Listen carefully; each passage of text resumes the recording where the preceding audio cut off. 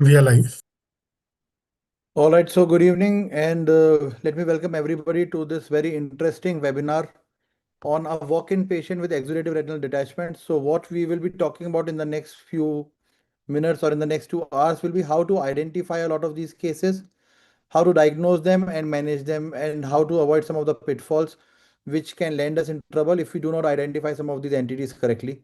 We've got a very interesting lineup of very erudite chairpersons, Dr. Partha Biswas and Dr. Amod Gupta, sir. Sir doesn't need any introduction. He's somebody from whom all of us have learned uveitis and retina. And we are very thankful that sir has joined us today. So thank you so much for joining us, Professor Amod Gupta, sir.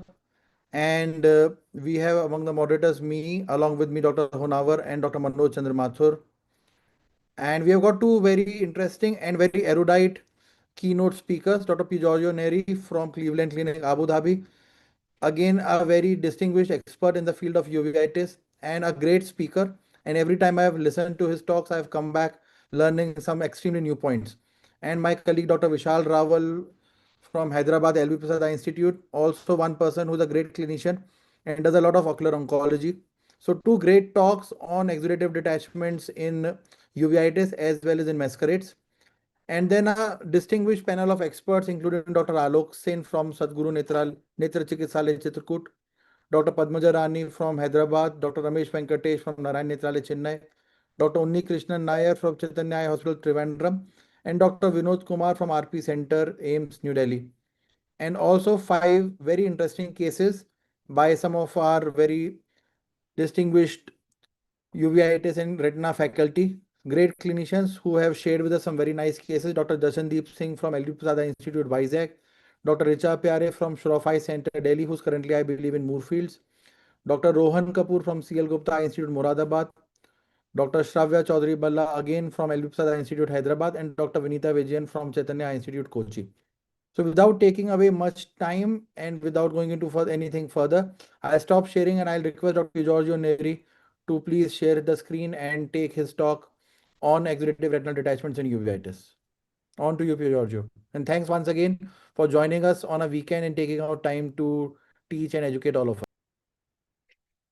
So it's my great pleasure, my friend. Thank you very much. Let me put the slides. Okay, I think that now you can see it. So I'm extremely glad that we have that I have the chance to join this distinguished panel, and I will try to give my contribution talking about the exudative retinal detachment in uveitis. This is my financial disclosure. So the retinal detachment is something that is absolutely obvious to any retina specialist, or I would say also ophthalmologist. So anytime subretinal fluid accumulates in the space between the neurosensory retina and underlying retinal pigment epithelium, we have a retinal detachment. Talking about the potential reasons why we have it, we got three potential causes. Number one, the rhegmatogenous retinal detachment, when we have rhegmatogenous lesions that is allowing the intrusion of the vitreous gel and the water underneath the retina. Tractional, when we have a force that is acting towards the other side of the retina structure, should be lying over the retina pigment epithelium. And then last but not least, we got the serous retinal or exudative retinal detachment. Now, why do we have to have the serous exudative retinal detachment? So number one, we need to have a distinction between what happens in the choroid, so when we have the choroiditis, and then the retinal vasculitis. Why? Because we have two different distinguished conditions. Now, when we are under the normal conditions, the water flows from the vitreous cavity to the choroid, and that is absolutely natural. Why? Because we need to have a drainage system. The water is produced, goes through the structure of the eye, entering a condition that is in a homeostasis with the hyaluronic acid of our vitreous. And of course, there is also the production and the exchange of the water through the retinal vessels. And then this movement is driven by choroidal hyperosmolarity and also active RPE pumping of ions and fluid. Now, when the fluid inflow increases or the outflow decreases, then we have an impairment of the compensatory capacity, and then we have the subretinal fluid that is accumulated. So this leads to the condition of exudative retinal detachment. And we can see also that it's extremely important to point out that the composition of the choroidal interstitial fluid is crucial for this mechanism. Now, what are the signs and symptoms? So just to go very easy. So patients may complain of red eye just because we have the inflammation, but this is not the norm. You can have also leukocoria, that is the extremal ratio when you have the retinal detachment is so apparent and the patient can see that the red natural reflex of the eye is no more there. Patients may notice a decrease in vision or visual field effect when the retinal detachment is subtle, because now we're going to point out where the retina and the subretinal fluid can accumulate, and then we can have also pain that can be present either. Now, the topography is extremely important. Why? Because we can have a peripheral retinal detachment, peripheral exudative retinal detachment when the ciliary body is involved. We can have a peripheral uveal effusion, but in that case, we can have a retinal detachment associated with the choroidal detachment, and then we have the retinal vessels that may pump so much fluid in the intraretinal space that the work that the retinal pigment epithelium should do cannot be accomplished. What we face more often in uveitis is the posterior uveal involvement and the retinal vessels that are also involved in this kind of pathophysiological pathway. And we have the exudative retinal detachment involving the macula that has to have no mistakes given the nature of the disease. Now, when you look at this table that is summarizing somehow what we can have in the different uveitis conditions, we can have a primary choroiditis and choricopolaritis in some cases where we can have the subretinal fluid accumulating. Those are not really, let's say, the case in multiple reasons, but they are very unusually associated with potential subretinal fluid. But the most important ones are the autoimmune and inflammatory, particularly VKH, sympathetic ophthalmia. And we can have also some Harada-like reaction secondary to the use of drugs. Now, I don't have enough time to talk about every single potential reasons why we may have the choroid pumping water, but we can tell that at the subretinal space. But certainly the histopathology of sympathetic ophthalmia can tell us a lot. Why? Because there are evidences that the stromal choroidal granulomata are the accumulation of a pooling of cells that are creating inflammation in the stromal choroidal tissue. The stromal choroidal tissue inflames also, what is overlying the stromal choroidal tissue, which is the chora capillaris that is rarefacted and of course can have implications also on the retinal pigment epithelium. So we can see in some cases, like in this picture that is in the publication of Xi Chu and Chi Chao Chan for Journal of Ophthalmic Inflammation published in 2013, where you can have a visible granulomata, but sometimes they are so subtle that we cannot see it in the biomicroscopy. So it's extremely important at this stage that we understand also that in sympathetic ophthalmia, we have a histopathological model that can be correlated with what we see in the real life. So when we run a test like a fluorescein angiography, what we see is a multiple pinpoints, and then there is the pulling of the dye underneath the retina. Why? Because there is a sort of a pumping effect by the stromal choroidal tissue that is just making more production of the water that should be drained by the chora capillaris and then by the retina, creating the conditions to have the elevation of the neuroretinal tissue and creating the exudative retinal detachment. Now, one thing that I learned is that when we look at the OCT, which is the machine, the wonder machine that we started using in the early 90s, and at that time we had the Stratus one that is absolutely like a Commodore VIC-20, so not really benchmarking the high quality that we have now.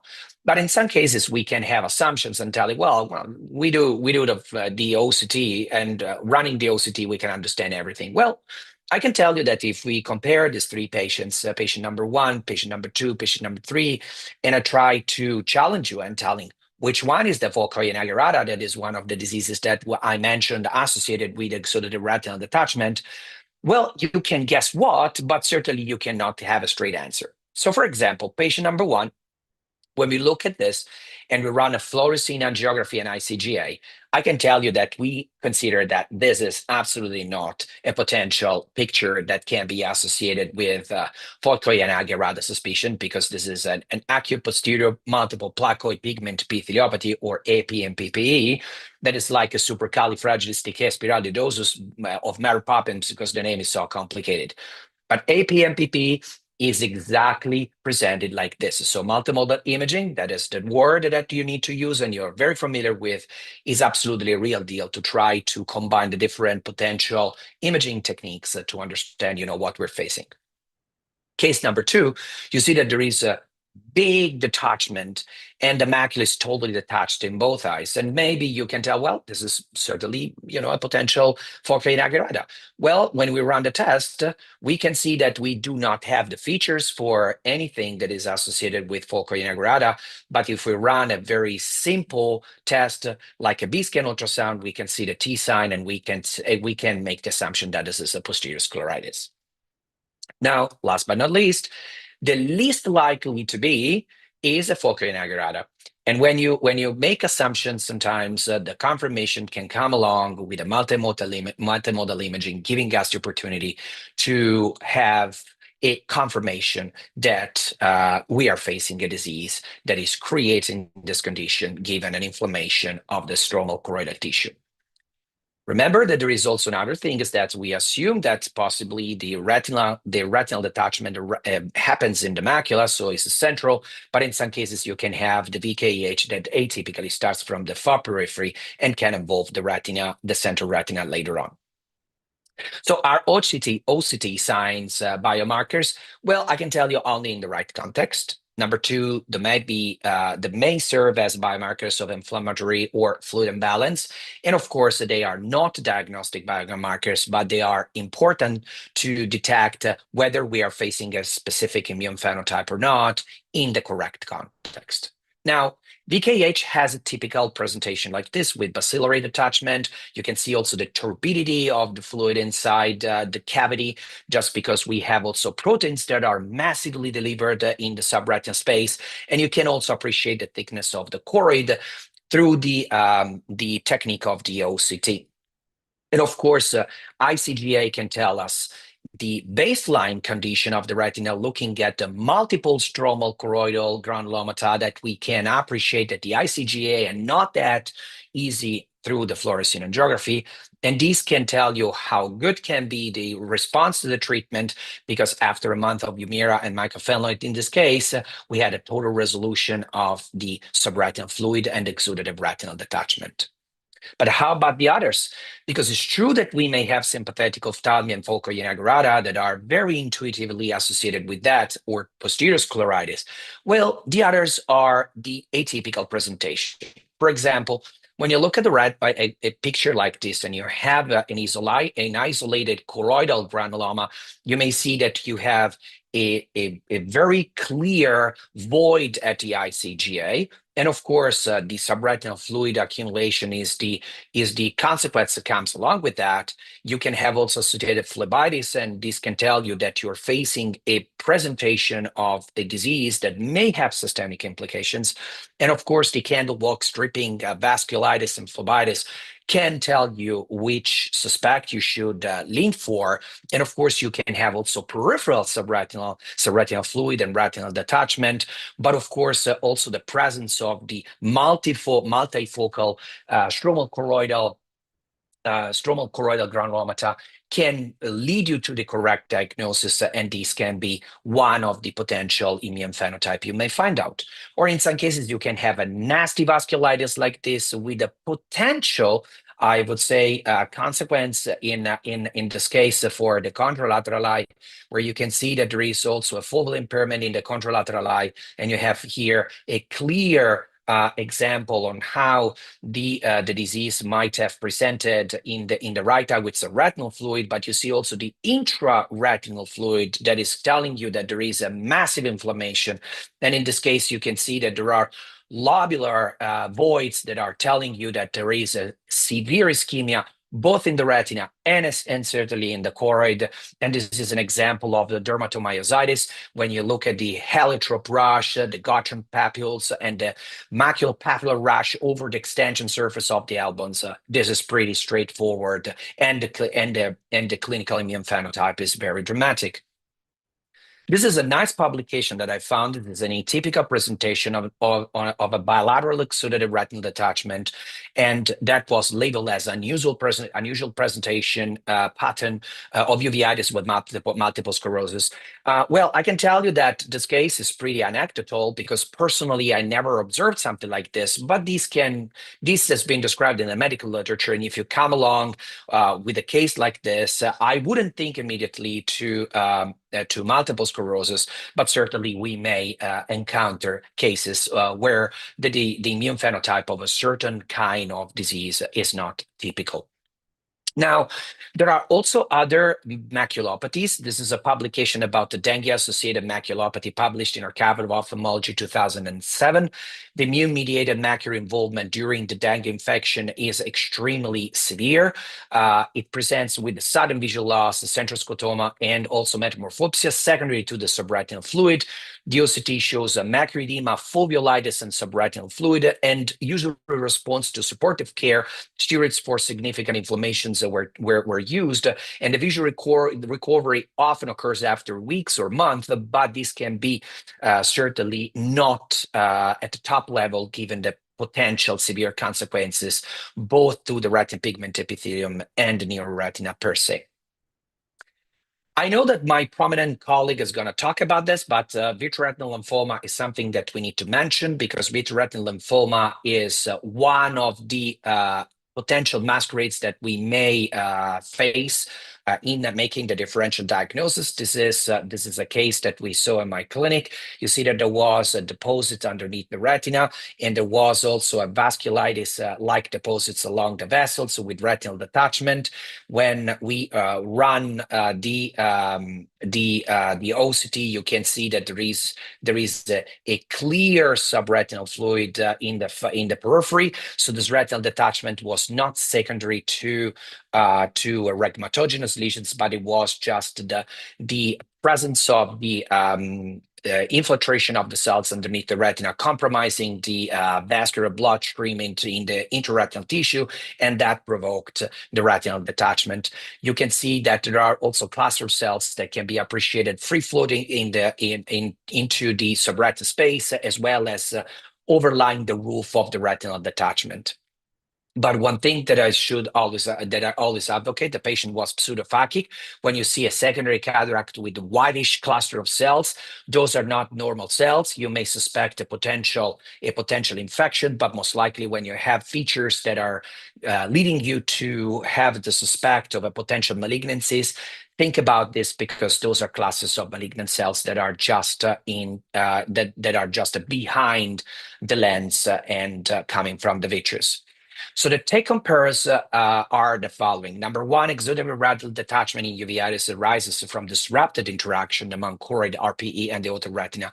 This disturbances promote subretinal fluid and accumulation despite intact retina structure, and the early identification can help you out to understand which kind of immune phenotype and try to preserve the photoreceptor integrity. A refined understanding of inflammatory pathways is certainly, I would say advisable because we need to be extremely precise and effective in therapeutic strategies. And we need to try to be extremely suspicious once we have an exudative retinal detachment for any patient, and particularly for the walking patients. Try to be sound and try to investigate at maximum capacity. And remember that multimodal imaging can help you out with that. And I wish to conclude calling out the Movember because I'm an advocate for that. And remember that anyone had to speak out in order to prevent potential escalations of problems. And this is the month that I really care a lot, and please do so. Thank you very much for your attention. Thanks, my friend. Great talk and some very interesting cases. So I have a few questions lined up. And maybe before I go, I'll just invite some comments from Professor Amod Gupta, sir. Sir, any thoughts or any inputs from you about a lot of these cases? I think Dr. Neri has shown some very interesting problems including some of the rare cases which don't come to our mind when we look at patient with an exudative retinal detachment, like multiple sclerosis. Frankly, I was not aware that multiple sclerosis could present as an exudative retinal detachment, or for that matter, a dengue maculopathy. We know, it presents with very classical picture, which has been shown by Soon Fek Chi in 2007. But presenting with a macular edema, macular detachment, I think we need to differentiate the two, because normally we associate, any macular pathology with inflammation as macular edema. But here we are talking of macular detachment because we have a breakdown of the outer blood retinal barrier. And he also shown the combined effect of both the inner blood retinal barrier breakdown as well as the outer blood retinal barrier. I think inflammatory diseases, very interesting aspect of these exudative detachment is if you go to a uveitis clinic, you'll see a different set of patients. If you go to an oncology service, you'll see a different set. If you go to a retina service, you will have a different set of. But a general practitioner, an ophthalmologist in general practice, it's not a very common. I think exudative retinal detachments would be, I would say, a rare encounter in a general ophthalmic practice. But when it presents, I think it's very critical that he is able to tell the differences between which requires, immediate action, like some of the masquerades, which he has shown, primary vitreoretinal lymphoma, or some of these metastatic diseases that may come to you where the life is at stake, threatened. So general practitioners in ophthalmology cannot get away by not diagnosing a potential metastatic disease or a potential primary vitreoretinal lymphoma, because there would be implications if you miss that.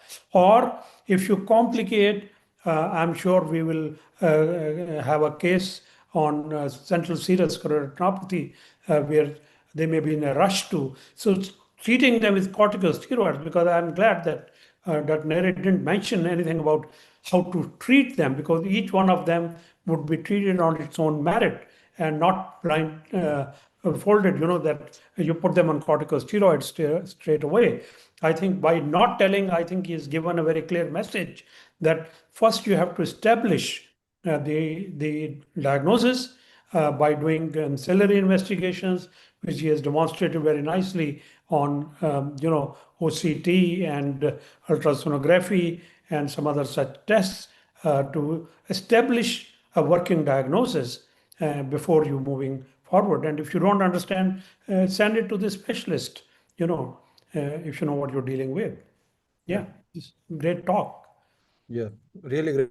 Thank you. I think one more interesting aspect which he dwelled upon, and one which we should all keep in mind, are the exudative detachment caused after use of adverse events of drugs.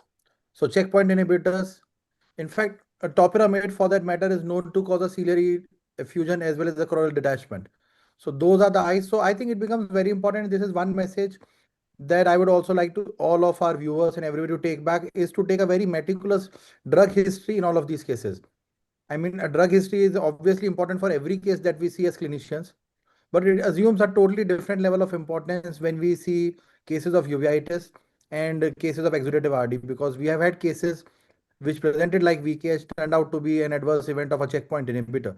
So I think that is another very important subcategory of ERDs or causes of it that now we should all be keeping in mind more and more, as more and more checkpoint inhibitors are coming into oncology practice and in a lot of these diseases. If I may add with it, because you raised a very important point, and I don't see any cases listed for that. This was some years ago. We reported a very, very unique case, and there was a very big rationale for it. A patient comes to you for a cataract surgery, and you find that the patient has high blood pressure, and you start the patient on angiotensin receptor blocker drugs like telmisartan, and the patient comes back that I've lost vision because there's a 360-degree annular ciliocoroidal detachment, as a result of blocking the angiotensin receptors and causing ciliary vasodilatation. And the moment the patient was, sent to me for advice, what should we do? This fellow has developed blindness following just starting a telmisartan. I mean, this is one of the very, very common drugs used by across the world, for managing hypertension. And I looked into the possible mechanisms, and we know that they have angiotensin receptor in the choroidal vessels, and blocking those could lead to vasodilatation and exudation, and that is what it resulted. Stopping the telmisartan within a couple of days resolved the ciliochoroidal effusion. So it might be a rare complication, but taking a drug history, I think you made a very remarkable point that you need to take drug history, and the previous histories with patients are not forthcoming. Very difficult to get an eye patient to come forth with all the systemic diseases or drug intakes that he might have had. Yeah. Thank you. So we have two hands raised, so we'll take both comment. Dr. Neri first and then Dr. Ramesh Venkatesh. I have number one. I thank Professor Amod Gupta for the compliment. I'm very honored. I mean, he was and he is, a role model to me, and I had the pleasure to also publish my very first chapter in his book. So I'm extremely happy to see him anytime I have him. So that's a personal standpoint. Second thing, I do not really fear the exudative retinal detachment coming from the macula, because I presume that this is just a hyperproduction of fluid underneath the retina. I really fear the peripheral ones because they are very subtle. The pathophysiology is extremely complicated. I can tell you that I have a case report that I'm going to publish in a few weeks, where I had an idiosyncratic reaction to corticosteroids leading to a choroidal effusion, and that is the first case that has been described in the literature. And I can tell you that happened. And when I have a disease that is creating retinal detachment in the periphery, it's much more complicated to study what is going on in that part, because you need to run a multi ancillary test, including a UBM, and having a very good technician doing so. And it's not exactly as easy as running a wide field OCT or a wide field fluorescein angiography in ICGA. So what I would advocate is that do not stop at the first impression, because very often the first impression is not the one that is leading you towards the correct answer. Yep, great point. Dr. Ramesh Venkatesh. You are muted. Can't hear you. Dr. Ramesh, you are muted. We still can't hear you. We cannot hear you, Ramesh. No. Right. Maybe I know this is tedious, but Sunilji, can you just look into it? And in the meanwhile, maybe Dr. Ramesh, probably you may have to log in and log out again. You already done it once. Right now, you're muted now, because I heard you earlier when you were speaking, but now, I mean, No. no, we can't hear you. Maybe you can write it in the chat box and all right. So I think it's 7:28 while Dr. Ramesh Venkatesh logs in. Any other comments from any of our panel? Dr. Alok, Dr. Padmaja, Dr. Unni, anyone? I think it was a very pointed and a very brilliant talk in which you've gone through the conditions. And I just want to highlight for the general viewers that exudative retinal detachment is one of those conditions where you actually don't have a diagnosis handed to you in a platter. You have the condition in front of you. You have to go through a thought process in your mind where you, as you said, categorize it, try to prioritize it, divide your investigative pattern into systemic versus ocular investigations, collecting a lot of information from both.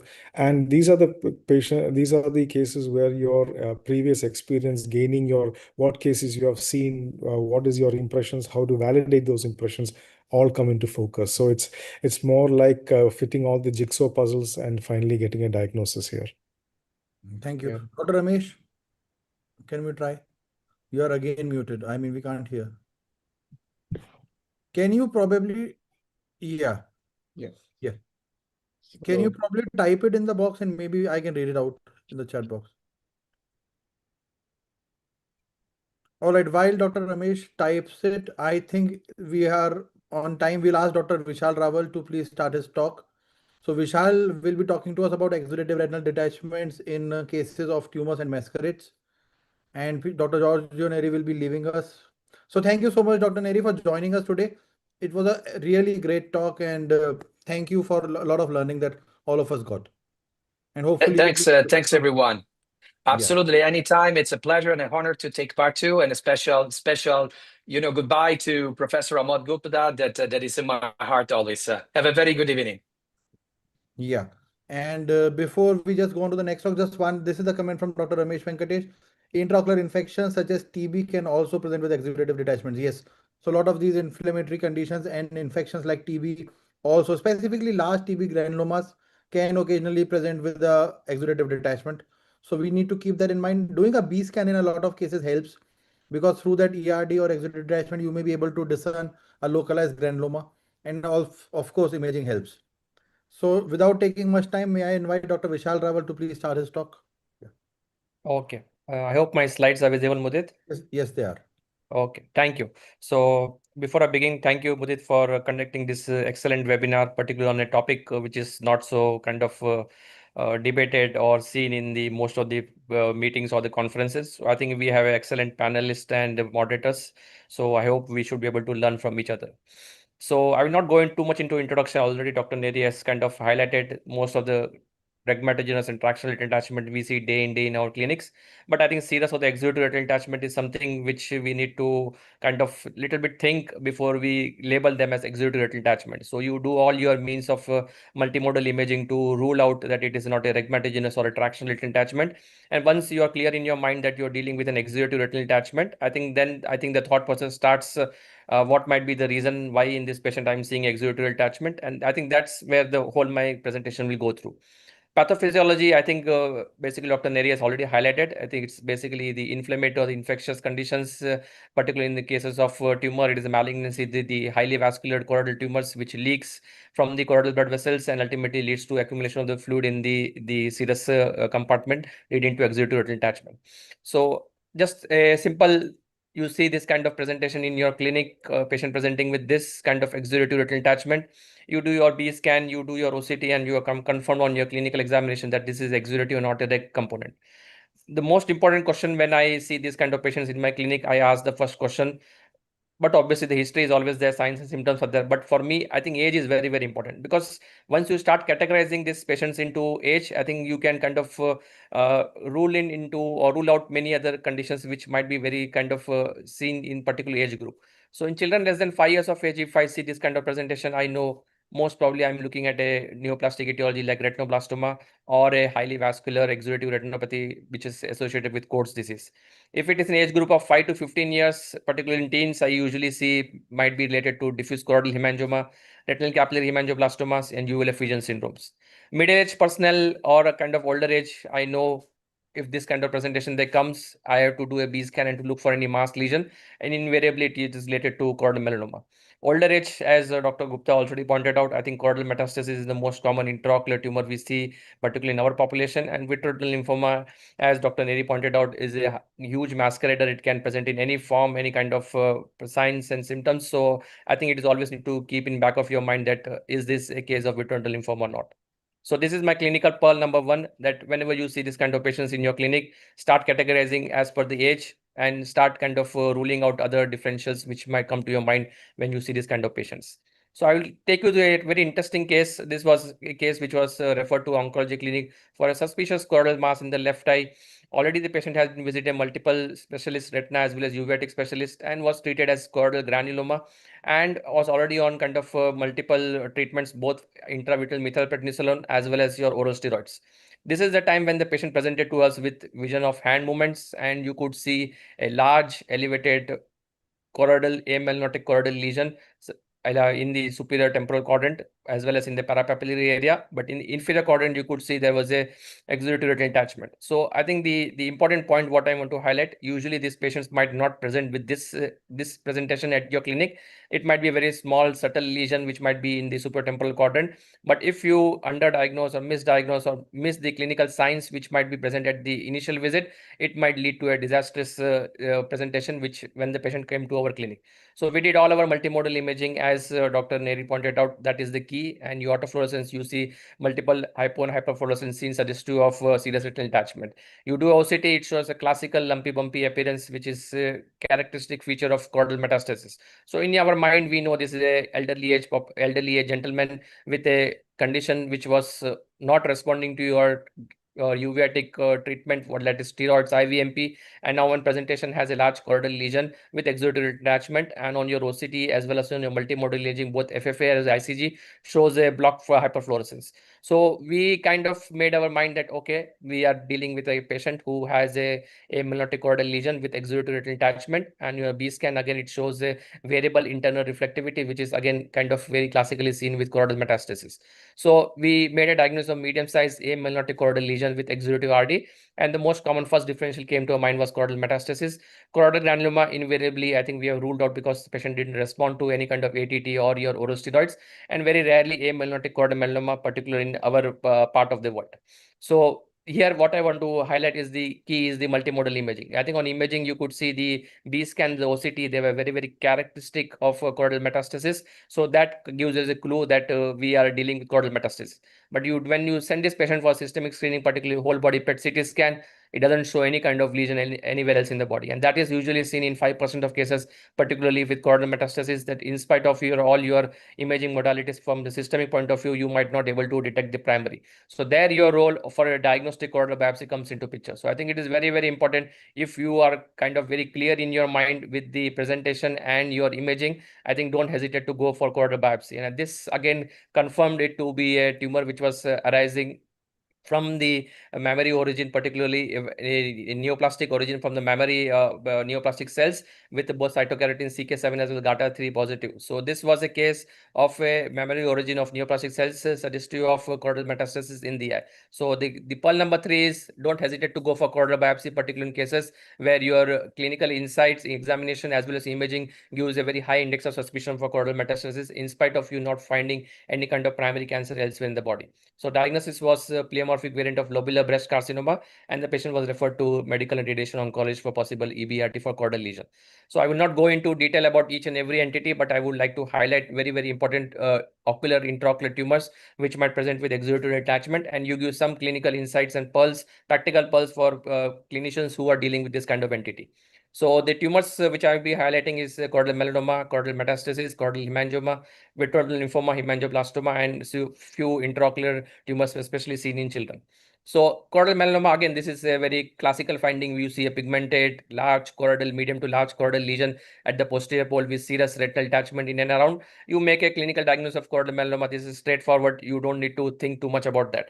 But then your OCT or your B scan is very, very important. If in diagnosis, you have a diagnostic dilemma, especially if it is amelanotic lesion, your B scan will be kind of very helpful, where you see a low internal reflectivity, which is very, very classically described as angle kappa. So if you see this on your B scan, I think invariably you can rule out other choroidal lesions, especially choroidal metastasis and choroidal hemangioma. But if you see this kind of presentation with a large pigmented lesion on your slit lamp examination, you see total exudative retinal detachment with a mass kind of seen just behind the lens, and on your clinical examination, you see large bullous inferior exudative detachment. You're not able to make out is there any lesion or not. I think there your B scan plays a very, very important role. I think in cases where you have total exudative retinal detachment, and particularly in elderly age group, I think your B scan is the way to go, which will help you to look for any kind of choroidal lesion which might be presenting with exudative retinal detachment. So the pearl number 4 is for you any cases with total exudative detachment. B scan is the modality of choice. Always look to or rule out any kind of intraocular lesions, especially your mass lesions like melanoma or metastasis. Metastasis I already pointed out a case. So again, this is a similar case where you could see a large inferior exudative detachment. So important point is metastasis is the only tumor where you see this sudden increase in your exudative retinal detachment as compared to your melanoma or hemangioma. So whenever you see a kind of amelanotic choroidal lesion with the inferior exudative detachment, I think your index of suspicion should be very high for your choroidal metastasis. And again, B scan shows a multilobulated with a variable reflectivity, again suggestive of the primary etiology from elsewhere in the body. And your OCT, again, I classically describe as a multilobular or kind of lumpy bumpy appearance, which was seen on OCT. So I think point number 5, any case of choroidal metastasis, your B scan and your OCT is the way to go, which will help you to rule out other inflammatory choroidal lesions like granuloma or even amelanotic choroidal melanoma. Diffuse choroidal hemangioma, we don't see that routinely in our clinics, but yes, particularly in a middle age group, particularly you see these patients presenting with a total exudative retinal detachment, and you're not able to make out where is the retina, where is the lens. But on your keen observation, you will be able to see that the retina is sitting just behind the lens, and on your B scan, you should be able to see a diffuse choroidal thickening. If you see this kind of presentation on your B scan, you know that there is a diffuse choroidal thickening, and it is not just an exudative retinal detachment, but there is a thickening of the choroid itself, which is leading to exudative retinal detachment. So I think the practical point what I want to highlight is look for episcleral venous pressure, because usually these patients have a inherent risk of glaucoma. And if particularly in our part of the world, if there is a dark skin population, you might miss port wine stain on your cursory examination. But if it's such a clinical sign, if you see and you know you're dealing with a entity that is Sturge-Weber syndrome associated with diffuse choroidal hemangioma. So I think your practical pearl number 6 is to look for episcleral venous pressure and port wine stain, particularly in case of diffuse choroidal hemangioma, to look for associated findings of Sturge-Weber syndrome.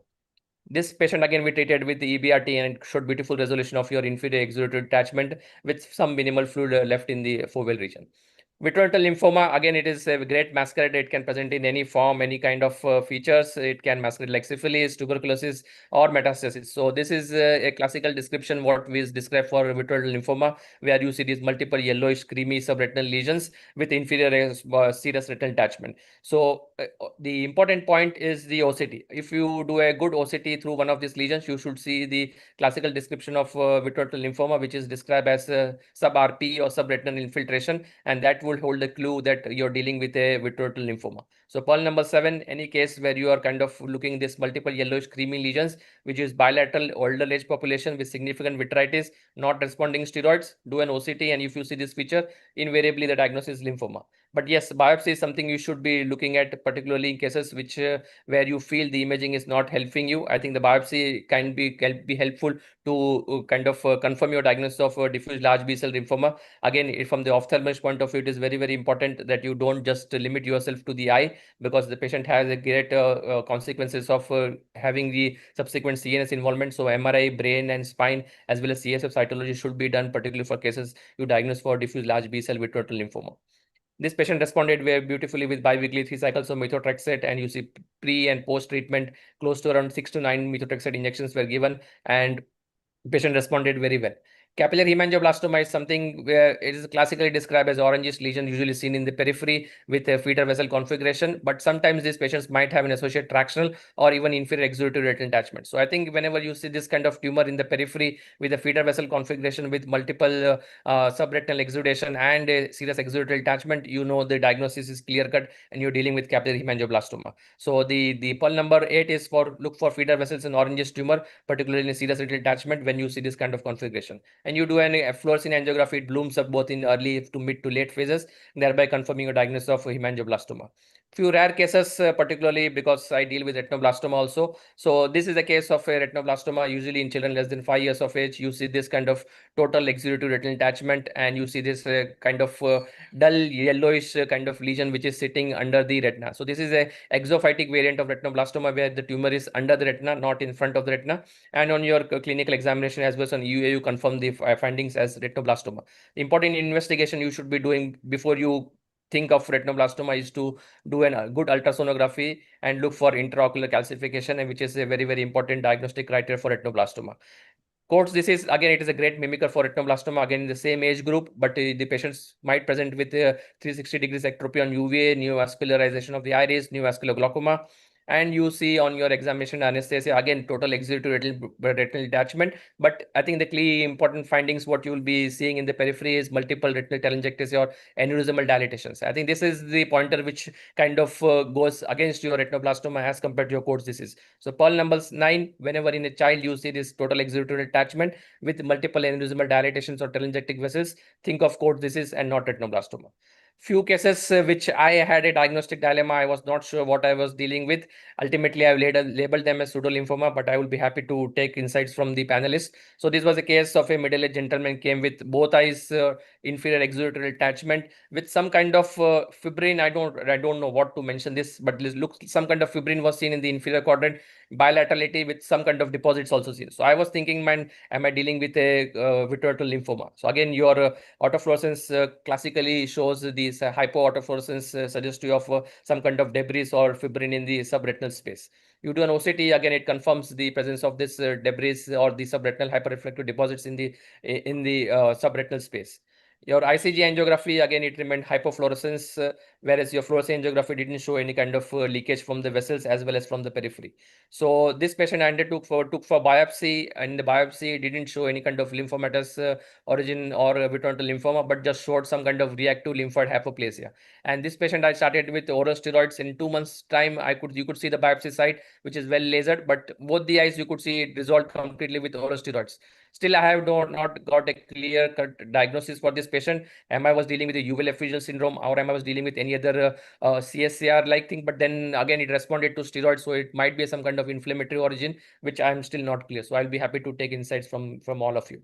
Last case, very important, is autoimmune retinopathy. This is very rare patients, which sometimes once in a while it might come to your clinic. So this was a patient who had a serious retinal detachment in the inferior quadrant, had some kind of small macular detachment also. And this patient gave a clear-cut history of radical nephrectomy done 1 month back. And as per the pathologist, it was clearly stated that the margins were clear of any kind of tumor cells. So the pathologist, multiple sites they visited, and all the pathologists, they gave the clear-cut answers that there is no tumors which have kind of seeded or there was present at the resected margin of the kidney. So again, on your autofluorescence as well as on your fluorescein angiography, you see this block fluorescence suggestive of inferior serous retinal detachment. Your OCT, as I showed you, there was a serous macular detachment, as well as on your B scan, again, you see multilobulated choroidal lesion with inferior exudative detachment. So important, again, as I told you in the previous presentation also, whenever you're in doubt, always go for biopsy. You never know, you might pick up something which you had never thought of. So in this case, we did the biopsy, and invariably the biopsy again came negative, thereby giving the confidence to the patient that the primary tumor, whatever they have resected, it has not metastasized. And that's why we labeled this, after ruling out all the inflammatory, infective, as well as neoplastic origin of diseases, we labeled this patient as autoimmune retinopathy. Secondary to might be antibodies which have developed through the retinal antigens. So this post biopsy in SOR, this patient kind of fared well. There was inferior RP atrophy secondary to long-standing exudative retinal detachment. So the diagnostic algorithm, what I want to highlight for all the presenters here, just look for a good history and clinical examination, particularly look at the duration, pain, systemic clues. Fundus examination, always try to look for any break. If there is no break, then look for any mass or exudates, particularly in the subretinal space. Imaging, as I told you, is the key. B scan, look for internal reflectivity of any choroidal lesion. OCT, EDA, OCT, look for subretinal fluid or sub-RP infiltration. FFA, ICG, and MRI will help you to rule out other inflammatory and neoplastic origin. Imaging highlights, B scan, look for a dome shape or mushroom shape region in case of melanomas. OCT, particularly subretinal fluid or RP elevation in case of VKH and hemangiomas. Sub-RP or subretinal infiltration in case of PVRL. FFA, ICG pattern, particularly to differentiate between your granuloma and your metastasis. Tumor vasculature in case of retinal capillary hemangioblastoma and diffuse choroidal hemangioma, and MRI, particularly in cases where you are dealing with melanoma. Management, as per the primary etiology, you treat the primary etiology. Usually the exudative retinal detachment usually resolves with your primary treatment of the tumor or the neoplastic origin of the disease. So key clinical pulse, what I want to say, exudative detachment without break, always suspect tumor or masquerades. If it is painful, then look for inflammatory signs. If it is bilateral, look for VKH, metastasis, or systemic causes. Multimodal imaging is the clue. And when in doubt, don't hesitate to go for biopsies. So I would my presentation by saying, see, beyond the detachment, every fluid pocket always tells a story, and try to connect the dots. You should be able to reach the final diagnosis. So exudative detachment is not a diagnosis, it is a sign. As a clinician, it is very important you connect all the dots and look for the final answers, which will help you to treat these patients and preserve vision for them. Thank you for your patient listening. I will be happy to take any questions. Vishal, really a wonderful talk. I think you have covered a huge amount of spectrum of diseases, a lot of entities, and a lot of these images can be a very good takeaway for a lot of our audience in terms of identifying some of these diseases. I think one very important message that you gave, and I think that is a very important pertinent point, is the fact that exudative retinal detachment is not a diagnosis. It's a sign, a very valid clinical point. I mean, that is something which all of us should keep in mind. It's a sign of an underlying pathology, not an absolute diagnosis, not a clinical diagnosis otherwise as such. So that is a very important point. But one question for you before I open it for our chair, Dr. Mohit Gupta sir, and for our panel is any clue or if you can just once again harp upon the ultrasound features which can help us separating or differentiating a melanoma from a hemangioma or sometimes a granuloma. So what are the ultrasound B scan features? Because a lot of people may not have an access to ICGs, but FFA, OCT and ultrasounds are usually available with most of the retina practitioners and people who practice Uveal also. So Okay. what on ultrasound can help you in differentiating the three different points between these three entities? Okay, thank you, Mudit, for that question. So I think ultrasound is a very basic investigation which is available with all the clinicians, and it is advisable that you as a clinician, you go yourself and do the ultrasound, because if you rely on your optometrist or technicians, they might miss out the small subtle lesions in the choroid, and then you might kind of land in trouble. So I think the important differentiating feature between your neoplastic etiology like your metastasis and melanoma compared to your hemangioma or your granuloma, I think in melanoma, as I pointed out, it is a eco-dense lesion. So as you see, all these lesions will have a high surface reflectivity, but the internal reflectivity will keep on going down because it is a homogeneous structure melanoma. So the sound waves, when it passes through the lesions, the attenuation keeps on going down, and that's why you see this angle kappa. So that is very classically described for your melanoma. Yes, for your metastasis, again, it is a variable reflectivity depending upon from where the primary tumor is coming. If it is a very highly vascular tumor like lung or breast, then you will see very high internal reflectivity. But if it is a case from your thyroid or renal cell carcinoma, which are very low vascular tumor, then it will be a low internal reflectivity. So just don't rely on the internal reflectivity, but just look in totality about the homogeneous or heterogeneous structure. Hemangiomas as such are very heterogeneous tumors, so you invariably you will have high internal reflectivity as compared to low internal reflectivity you see with melanoma. Granuloma, again, it is kind of variable reflectivity. Again, it depends upon how much vascular tumor what you're seeing on your clinical examination as well as on your fluorescein angiography. So I think on B scan, I think two important points what you should be looking at is to look at the dimensions of the tumor. If the base of the tumor is smaller than your height, then you're looking at melanoma. If the base of the tumor is more than your height, then you're looking at metastasis. And granuloma is usually doesn't kind of grow that much like melanoma or kind of any other neoplastic origin. So usually granulomas are small, subtle, solitary choroidal lesions and have variable reflective on B scan. All right, thanks, Vishal. Sir, any thoughts, any comments, Professor Mohit Gupta, sir? Yeah, I thoroughly enjoyed, Vishal, your presentation, and you make very, very interesting points. And I will like to add briefly that we must remember that many a times patients with metastatic lesions first present to ophthalmologist with visual complaints. And several decades ago, my first encounter with a lady who had a progressive hyperopia, and her near reading glasses were changing frequently. And of course, we didn't have the benefit of OCT or fluorescein angiography or anything, but that led to asking a history, a simple question: why is she getting progressive hyperopia? And she came out, yeah, well, I had CA breast for which mastectomy was done several years ago. So as I said earlier, they will not give you unless you probe for specifically, they will not tell you. Secondly, the same is true for lung cancer, because these are the two sites which often send metastatic lesion into the choroid, that there may not be, they may be presenting first, and we reported those, I think, several years ago. First time non-smokers presenting with non-small cell lung carcinoma, presenting first with metastatic lesions.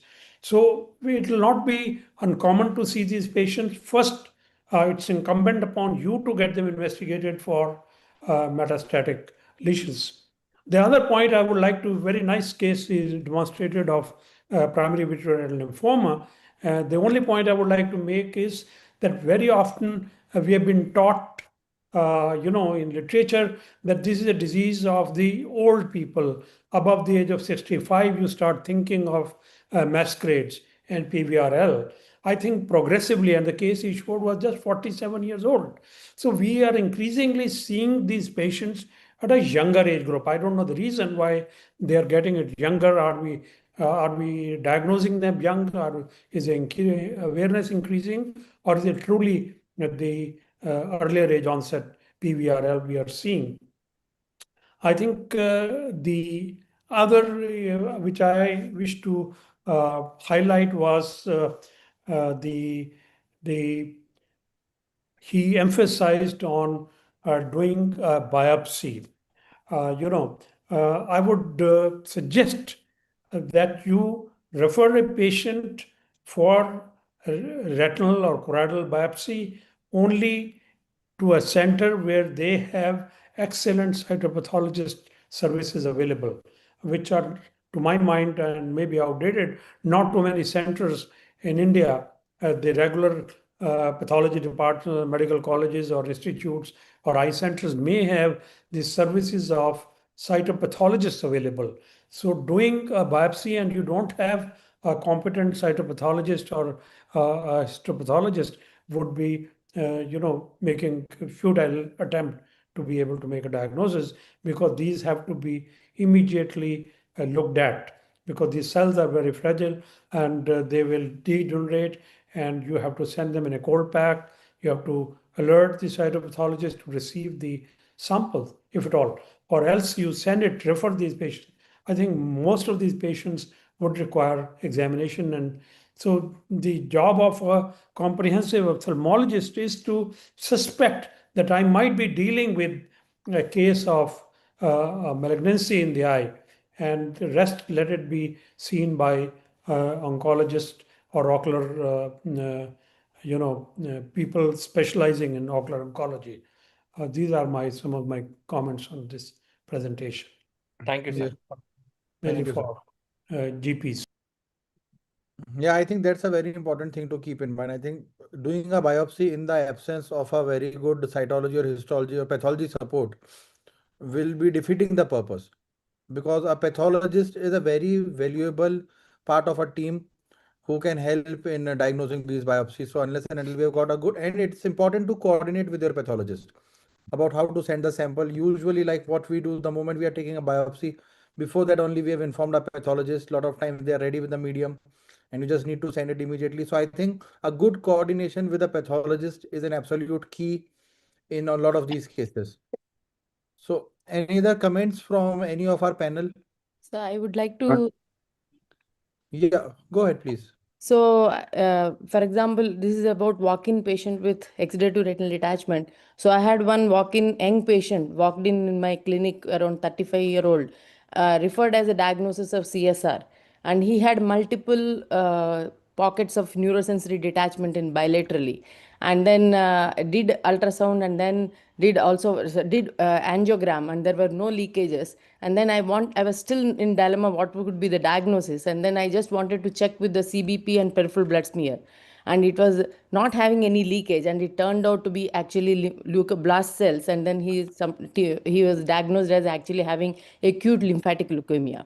That was something one should keep in mind, that when these patients may not walk in with diagnosis, and we need to do all systemic investigations, like sometimes peripheral blood smear, CBP. These things should be a routine investigation whenever we deal with.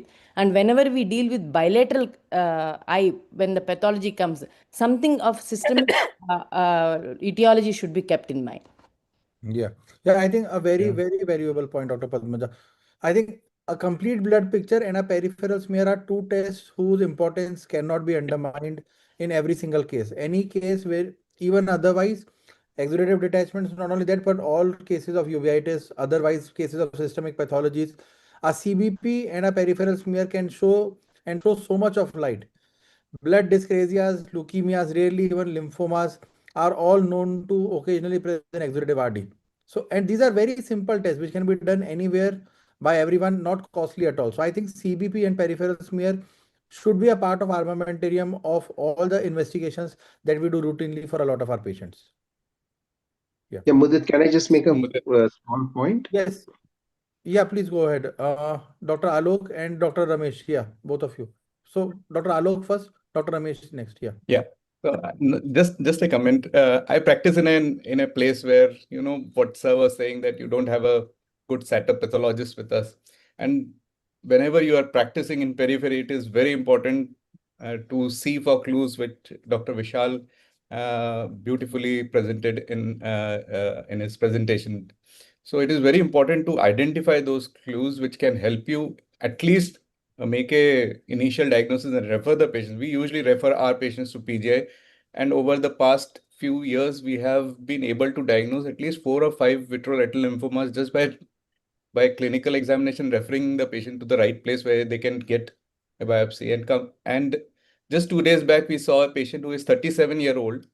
It's very classic features of vitreoretinal lymphoma, which we have again referred to PGI. So the important for those who are practicing in the periphery to identify the imaging clues or the presentation clues that can help you in early referral of these patients. So I think that is very important. For the message has to go that you identify, pick them, and if you don't feel like don't just treat these patients with steroids and then refer once the things have gone out of control. Thank you so much. Dr. Ramesh Venkatesh, you were saying something. Yeah, so Vishal, very good talk. Okay, very informative. Now, sometimes when you are doubtful with your diagnosis, I think in ICG and looking for the vortex vein, that is very, very important, because the vortex vein dilatation, choroidal congestion, that could itself, and the hyperpermeability, that itself could be responsible for the exudative retinal detachment. What was very unusual for me to learn is that the vitreoretinal lymphomas can present with an exudative detachment. That was something which I thought doesn't happen, because I felt it is just infiltration of the sub-RP space and then into the vitreous and then into the retina and then the vitreous. So that was something which I learned today. That's a very important point. That's it. So these were 2 points which I thought needs to be mentioned. Yep. Yeah, thanks, RV. I think the lymphoma, yes, you correctly mentioned, we don't see routinely with exudative detachment, but I think once in a while it might present with a serious retinal detachment. I think the important clue is your index of suspicion for vitreoretinal lymphoma. And if you keep in your mind, I think you should be able to diagnose this. Your Yep. case which responded to the steroids, systemic steroids, that case. So even though it does not have typical feature of uveal effusion syndromes, but uveal effusion syndromes can come in different categories. They can come even with a normal eyes without abnormal sclera also. But any other ultrasound features and all could light sometimes, because these entities can respond sometimes to systemic steroids. True. All right. Thank you so much. We have had some great comments and a great talk. Thanks, Vishal. Thank you for that amazing talk. We now move on to some very interesting cases. We have got 5 very interesting cases lined up. And I would just like to remind our presenters that it's 5 minutes for the case and then a discussion. So without further ado, let me please invite Dr. Shravya Chaudhary. Shravya is a clinical fellow in uveitis and medical retina at LV Prasad Institute and about to finish her fellowship in the next 2 months. So thank you for joining us, Shravya, and please start your case. Thank you, Dr. Mudit. Thank you, Dr. Neri and Dr. Vishal, for the wonderful lecture. Let me share my screen. Yeah. So I'm going to present an interesting case of exudative retinal detachment in acute retinal necrosis. As we all know, acute retinal necrosis is a clinical diagnosis. It has a well-established criteria, which includes a peripheral retinitis lesion with dense vitritis, a rapidly progressive circumferentially spreading lesion with associated occlusive vasculitis, and a significant inflammation both in the vitreous and the anterior chamber. However, choroidal involvement and exudative retinal detachment are typically not characteristic features of acute retinal necrosis. So with this background in mind, I take you through an interesting case. A 28-year-old woman who walked into our OPD with complaints of progressive diminution of vision in her right eye for the past 10 days. She had a history of chicken pox in her childhood and otherwise was healthy and not taking any medication. Her visual acuity in the right eye was recorded to be counting fingers close to face, and left eye was 20/20. There was a normal intraocular pressure. Right eye had an AC reaction of 1+ with mutton fat KPs, and the left eye anterior segment examination was unremarkable. This is the fundus image of the right eye, which is showing grade 2 vitritis as disc edema along with vascular sheathing in all 4 quadrants. There is a temporal bright yellow lesion with a circumferential spread involving 3 quadrants along with these blotchy pigments, hemorrhages in the temporal retina. There was an inferior exudative retinal detachment. Additionally, a large elevated brown yellowish lesion suggestive of a choroidal detachment was also present in the inferior nasal periphery. Left eye fundus was normal. The fluorescent angiography of the right eye revealed early hypofluorescence with late hypofluorescence in the area corresponding to the retinitis, associated with optic disc leakage and perivascular leakage. Along with this, there was a subtle hypofluorescent lesions which were noted at the posterior pole seen in both early and late phases. The indocyanine green angiography of the right eye demonstrated multiple hypofluorescent spots in the posterior pole, which were correlating to the hypofluorescent lesions that we see on the fluorescent angiography. The left eye fundus was normal and the fluorescent angiography was also normal. However, on the indocyanine green, we see a small round hypofluorescent lesion in the superior nasal quadrant, possibly corresponding to choroidal involvement in the left eye as well. Ultrasound B scan of the right eye showed a few echoes in a mid-vitreous cavity suggestive of vitritis, along with a dome-shaped elevation suggestive of choroidal detachment. The retinal choroidal thickness was normal. This is a line OCT scan passing through the right eye, showing multiple hyperreflective dots at the vitreoretinal interface, subretinal fluid, intraretinal fluid, along with marked disorganization of the retinal layers, suggestive of a full thickness retinitis. And you can see that the internal limiting membrane is spared, and there was a focal undulation and a noticeable RPE bump. The left eye OCT was normal. So with the diagnosis of right eye acute retinal necrosis with choroidal involvement, we started the patient on oral Valsivir at the dose of 2 grams 3 times daily along with topical steroids and cycloplagics, and asked her to review back with blood investigations.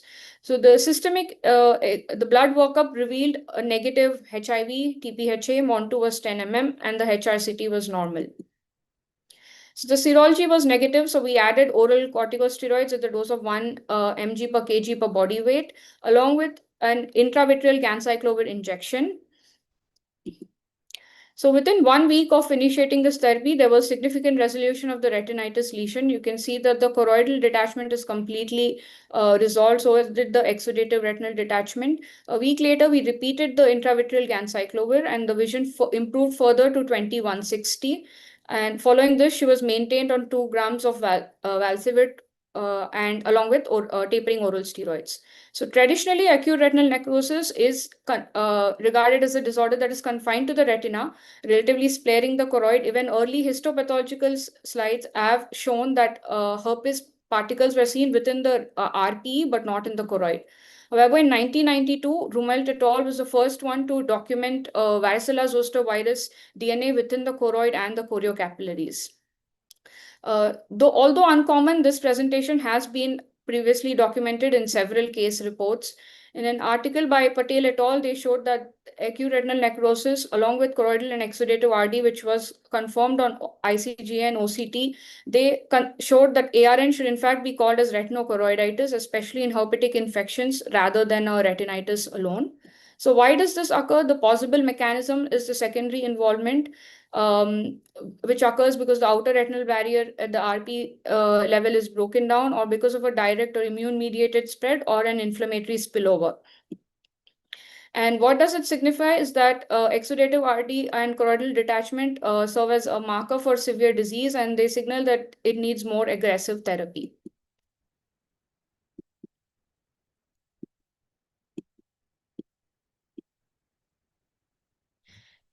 So, acute retinal necrosis can present with exudative retinal detachment and rarely a choroidal detachment as well. And this flags a sign for more intense inflammation and aggressive treatment.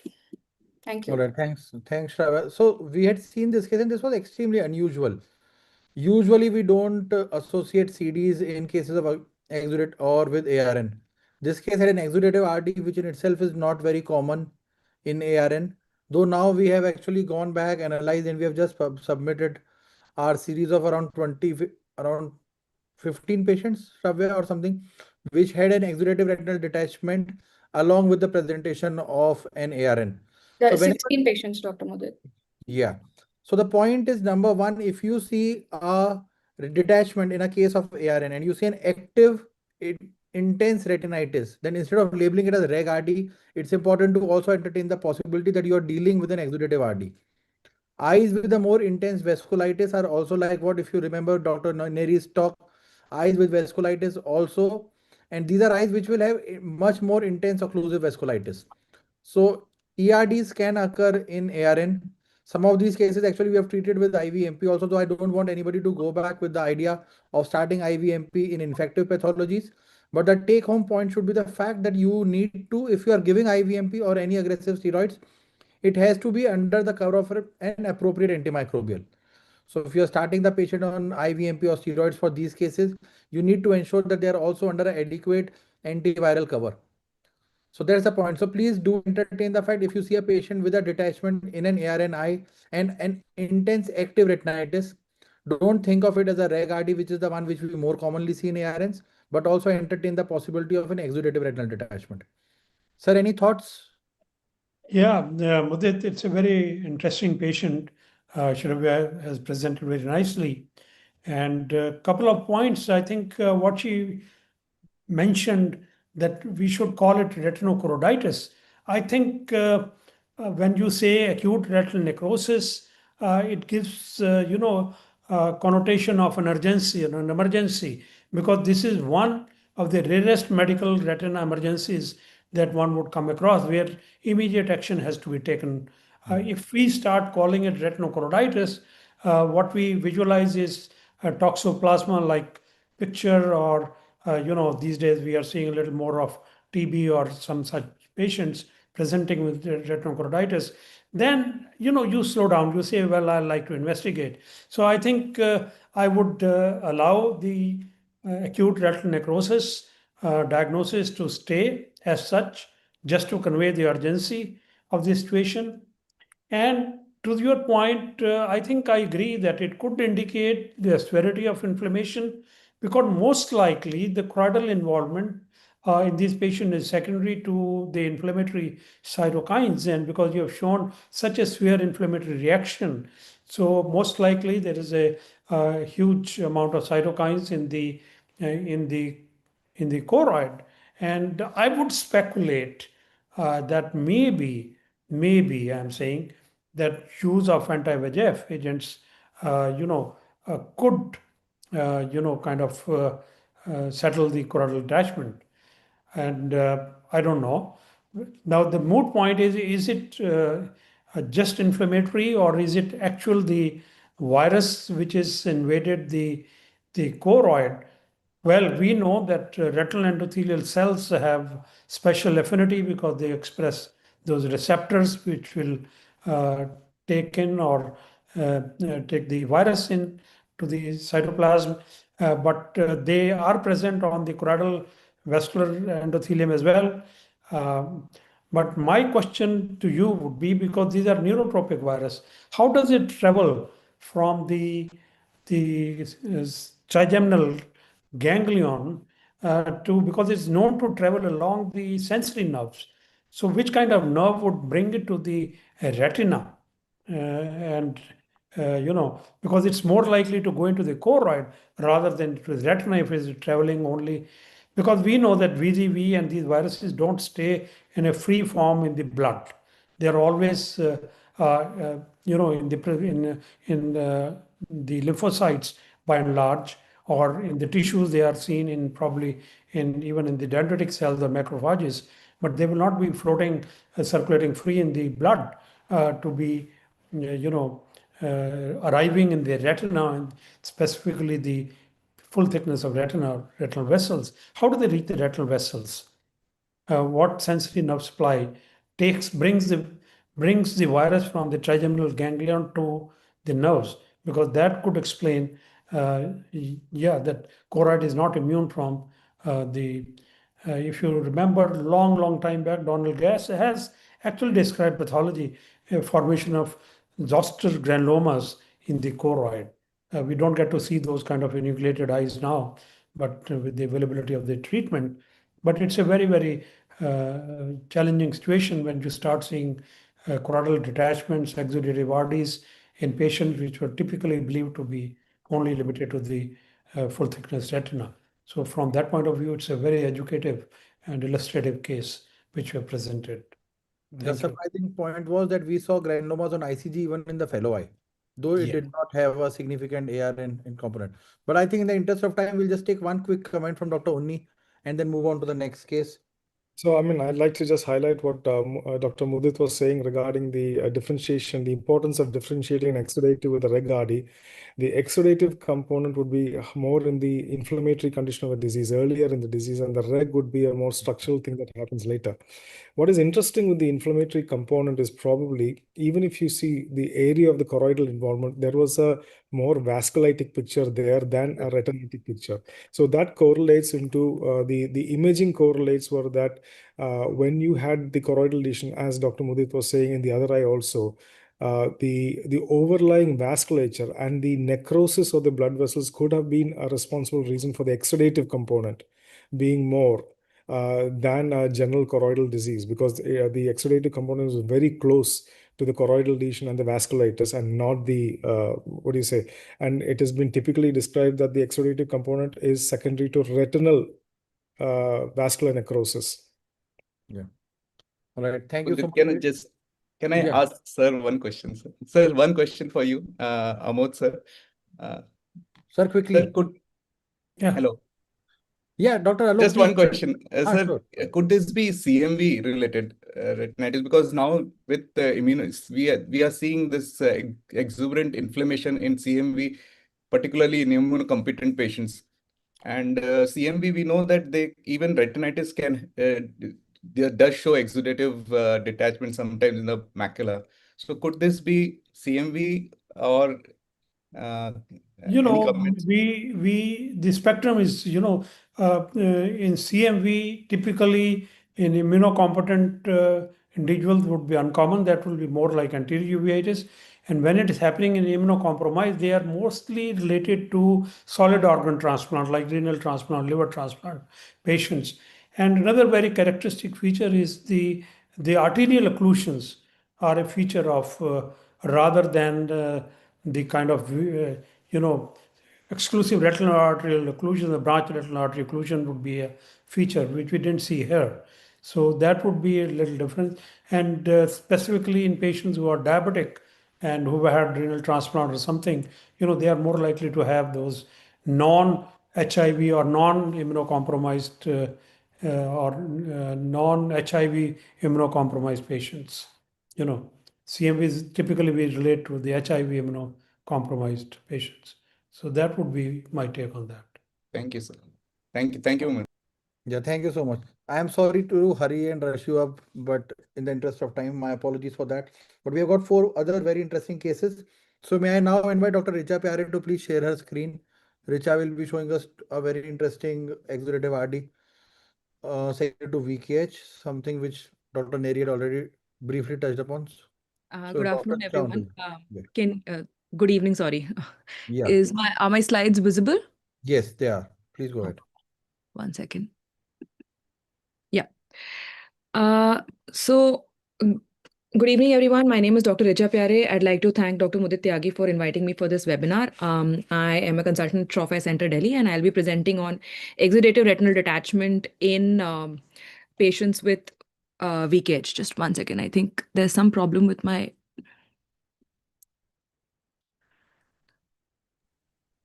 Your screen otherwise is visible. Yeah. No, I think it was going on auto this thing. Okay, so getting right into the case.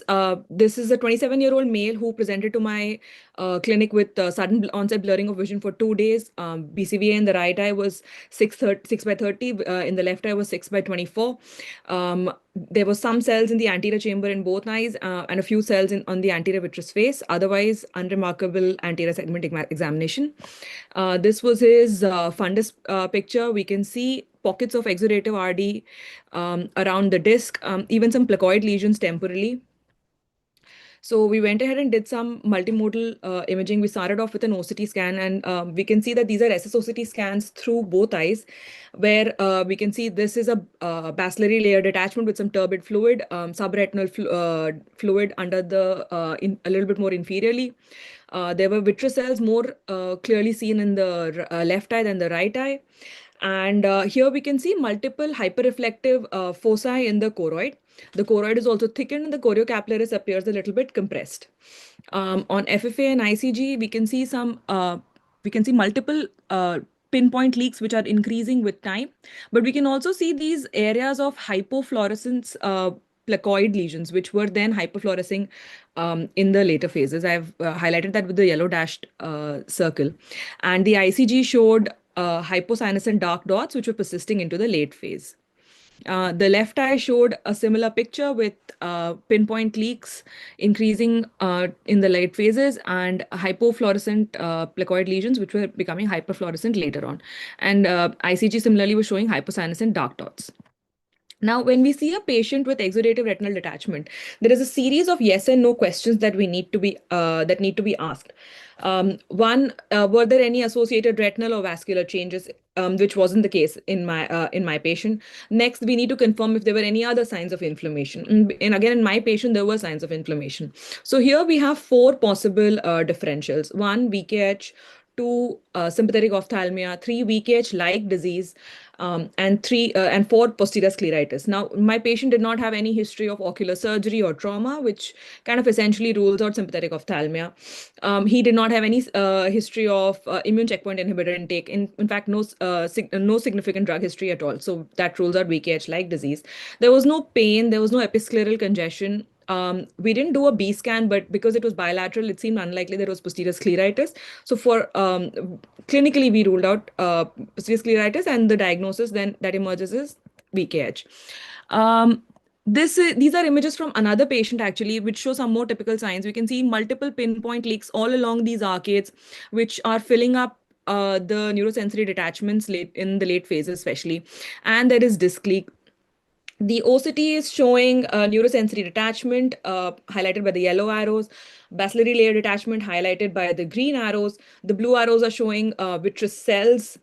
The orange arrows are showing choroidal thickening, which is rather more dramatic in this case, and it's causing RP undulations, which is a key differentiating factor from CSR in a lot of patients.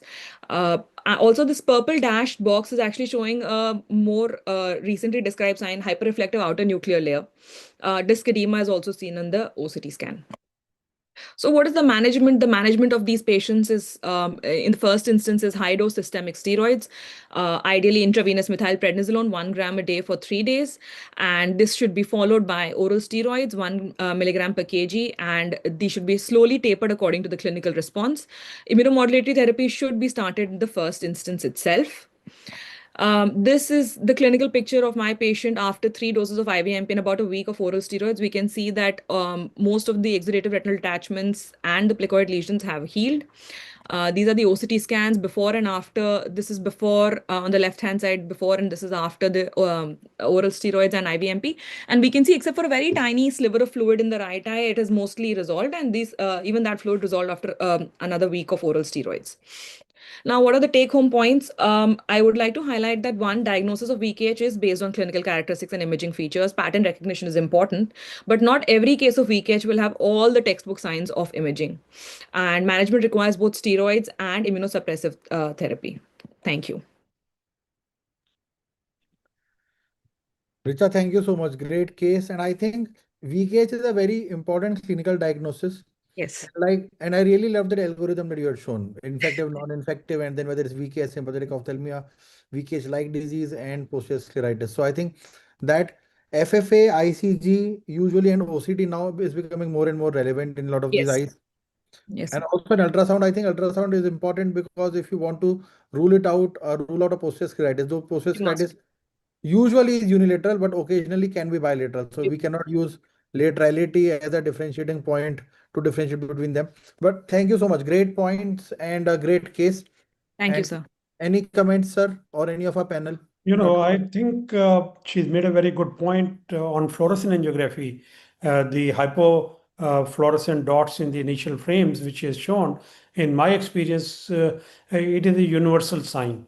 I think somehow the Western books, they have described a pinpoint leakage straight away. Yeah. But I think that's not true. In our population, VK typically has multifocal, discrete hypofluorescent dots, which become progressively hyperfluorescent, starting with the tiny dots and then collect fluid in the subretinal space. And this is what we call pooling of dye. I think is a kind of garden variety patient of VKH disease, which is caught very early before it set up a recurrent phase, because that will pose a much greater challenge when they present with chronic recurrent phase of the or stage of the VKH disease. But it was very nice, very nicely documented case. Resolution, great resolution. And if I recall Neri's presentation, he showed the use of Humira. Now, can we straight away go on to use biologicals in our population would be a debatable point, rather than go the conventional way, corticosteroids and immunosuppressive therapy, which needs to be given for a long term. At least in my experience, at least 3 years, immunosuppressive therapy, steroid sparing, of course. Exactly. So I had one VK presentation patient actually on FFA showing smokestack leak in both eyes, but other constellation of features like ILM striae, disc hyperemia, and the patient also headache, and then a therapeutic trial of, because that was a very confusing sign when you are on a typical FFA on the background of your hyperfluorescent dots, there was one smokestack leak. So this is sometimes it can happen. So something one should keep in mind, that it should be a constellation of features, not just only diagnostic sign of one feature. Yeah.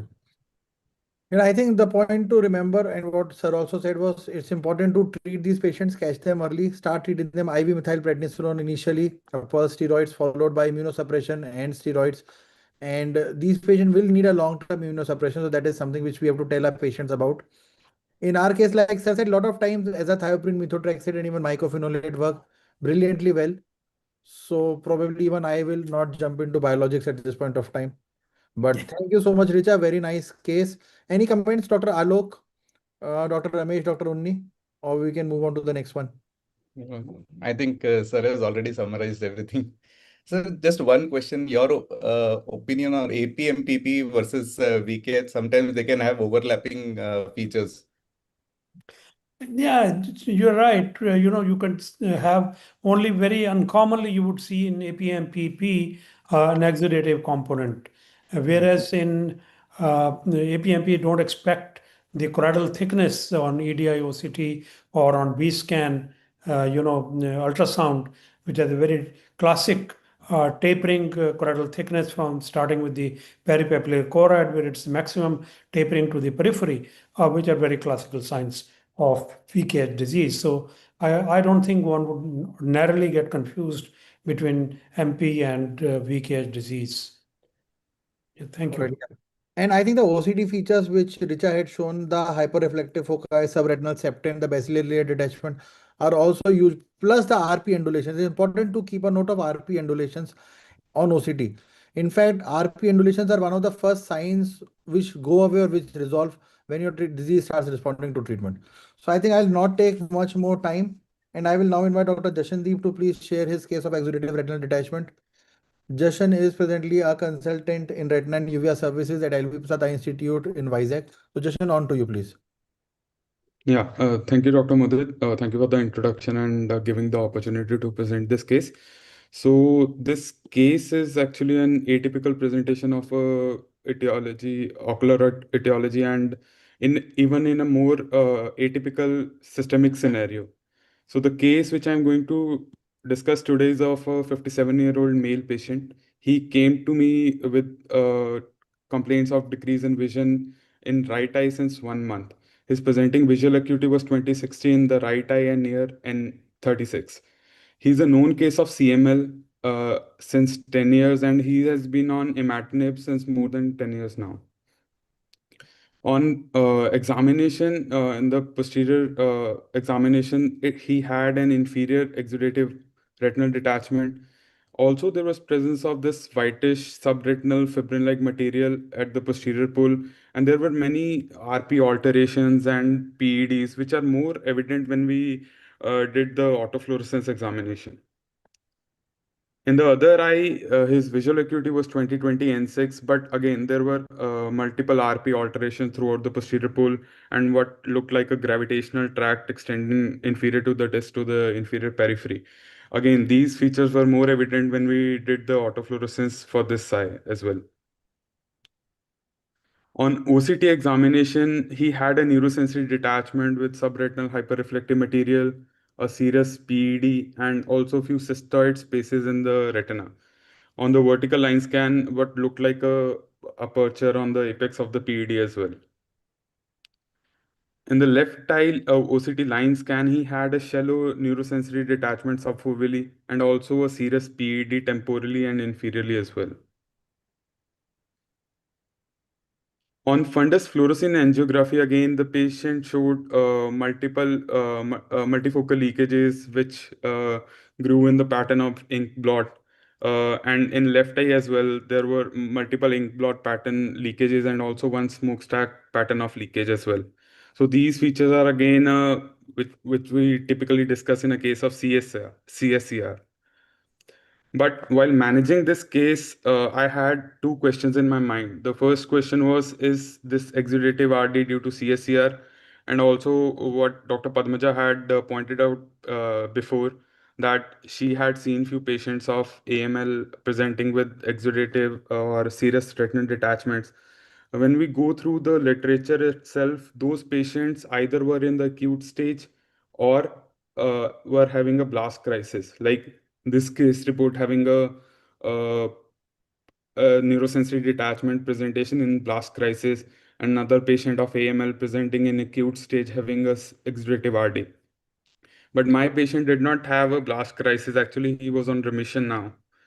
And based on the multifocal imaging and the features which I had noticed, I did err on the side of CSCR now and made a working diagnosis of atypical CSCR in bullous form in right eye and a complex CSCR in the left eye.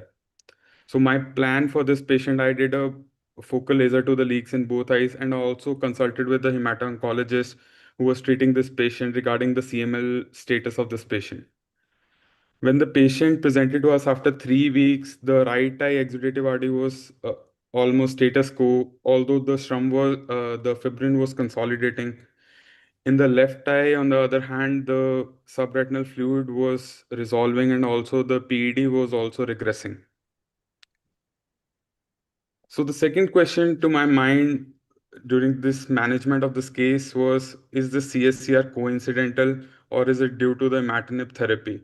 We ruled out and we asked other history relevant to CSCR and he did not have any. So we went back and read if imatinib itself can cause a CSCR-like presentation. There was a case, but it was acute CSCR. Again, the authors have hypothesized that the TK inhibitors cause CSCR in the way it causes drug-induced CME and uveitis based on the PDGFR inhibition itself. So, as per the oncologist consult, the patient is in chronic stage now. His BCR ABL international scale score is 0% now. And upon his consultation, we have discontinued imatinib therapy and he is yet to fall off after this. And the second question as of now is unanswered. Thank you. This is a great case, very interesting case, and I think again it becomes important for us to consider CSR as an etiology. Sometimes CSRs with exudative RD have a clinical clue. If you see a yellowish lesion with a central lucid spot, that is a very characteristic important. That is essential. A lot of times, and we have come across cases where people have confused that subretinal fibrin to be a choroidal lesion. So clinically itself, if you see a yellow lesion, which is essentially nothing but an accumulation of subretinal fibrin, with a central lucid spot, that is a clincher, that's a giveaway. And OCT, again, like you showed, can be a very important clue. And FFA will show these pinpoint leakages. Like what you said, a good approach is to do a focal laser. Sometimes some of these massive exudative detachments in CSR may require you to sometimes do an external drainage also, and also a focal laser. So also one more point which you have to look for is to look for any underlying pathology. Occasionally, pituitary adenomas are known to cause ACTH secretion, and that can lead to an exudative RD. So whenever you see a patient with an exudative RD in CSR, it becomes important for us to also systemically evaluate them for any elevated ACTH levels, any elevated levels of vinyl mandelic acid. Pheochromocytomas also are occasionally known to cause that. So a systemic evaluation becomes important in cases of exudative RD after CSR. So that is another point. And drug history, like what you showed, your patient was taking imatinib. This is actually a learning for me also. I had till now not considered imatinib to be one of the causes, but a drug history like what we have already discussed so many times, and a good systemic evaluation. So we have had a patient of exudative RD with CSR who turned out to have a pituitary adenoma. So it's important to keep that in mind. So once again, now going back, sir, any thoughts from you or from any of our panel? Yeah, I Dr. think it's a very good addition, and he must report it. We Yeah. know many of these chemotherapeutic agents are toxic to the RPE, and by that toxicity, they may produce a serous macular detachment, but that they can cause a picture mimicking a CSC is not to my knowledge. And that's from that point of view, it's very important because I would not be in a great rush to do a focal laser, though we have been doing it in those who are corticosteroid exposed patients of CSCR, where we have used focal laser.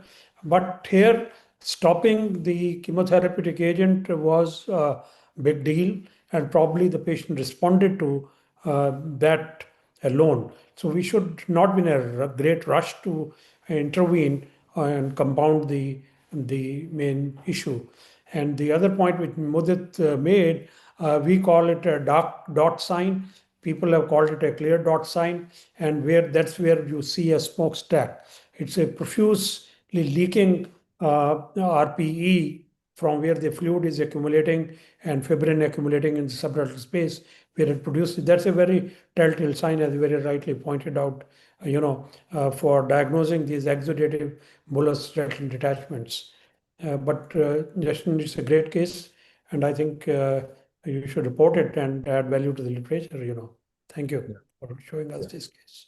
Dr. Ramesh Venkatesh, any thoughts?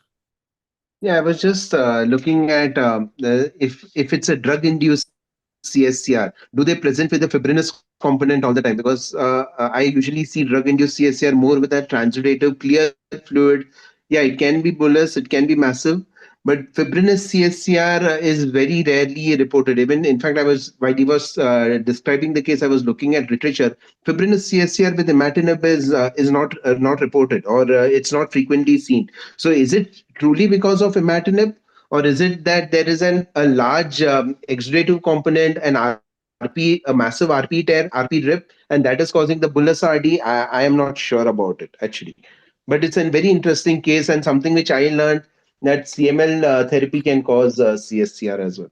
Yeah, learning for all of us. Yeah. Dr. Unni? Yeah, just to make a small point from a perspective of looking at the case. When you first thing, calling it a CSCR gives a wrong impression. These are like CSCR-like diseases with a systemic component is a more accurate way, because there are a lot of systemic diseases that can produce CSR-like disease. One of them in a CML patient, hyperproteinemia. Hyperproteinemia is one particular disease that can cause an exudative RD with chronic RP changes also. Another point I'd like to say is that whether the fibrin is located co-located to the area of the PED. In this case, it was not. It was in a wider area, indicating a larger area of choroidal, exudation, rather than being just over the, like we see in typical RP patients. So yes, we are looking at a disease which has a bilateral component, a larger area of choroidal involvement, rather than talking about focal Some of the leaks you showed in the other eye, they were like localized PEDs with hyperfluorescence. They were not diffuse things. But we are talking about a disease. We know there's a disease CML. We are talking about what is the biochemical disruption that has happened. And by looking at that, looking at the anemic status, looking at the hyperproteinemic status, looking whether there's a protein losing enteropathy, all of these things can be associated with the CML also. So a more systemic evaluation. Why? Because this is a more diffuse disease than we can just label it as a CSR. That is the point I'd like to make there. Yep. I Thank you want so to, I want to just add one point when it comes to the CML. So there is another entity that we have seen is that in both eyes presenting with neurosensory detachment. In fact, the patient underwent some anti-VEGF therapy also elsewhere and came. And there was a baseline FFA clinched the diagnosis. That was actually baseline FFA did not show any leakage in the macula. And that turned out to be, when we did actually systemic evaluation, turned out to be multiple myeloma, paraproteinemia. So whenever we have a bilateral, yes, systemic etiology and routine blood investigations initially, I think should be done. And then that can clinch sometimes the diagnosis. Yeah, I think some great learning points. Number one, the importance of a good systemic evaluation. And if you're just looking at isolated CSR causing an exudative detachment, then like what Dr. Amos said, had also said, the black dot or the white dot sign or whatever we can think of calling it. But looking at the fibrin, looking at the lucid spot in between, FFA and OCT probably can help. But entertain a diagnosis of CSR in some of these cases where you're seeing a pachychoroid spectrum. And if you see a bilateral exudative RD or an exudative RD with CSR, the point which all of our panel has also made, importance of good systemic evaluation. And now from CSR, we move on to another very interesting case, a systemic disorder probably leading to an exudative retinal detachment. So may I please invite Dr. Vinita Vijayan. Dr. Vinita is a medical retina uvea person and does a lot of retina work in Kochi Chaitanya Institute. Thank you for joining us. And please, can I ask you to start your case? Thank you, Mudit sir, for this opportunity and platform for my presentation. Good evening to all. Am I audible? Yes, yeah, you're audible. Your slides are not yet visible though. Okay. If How you about can now? No, we can just right now. We're seeing you, but your slides are not visible. Okay. Just go to slide share.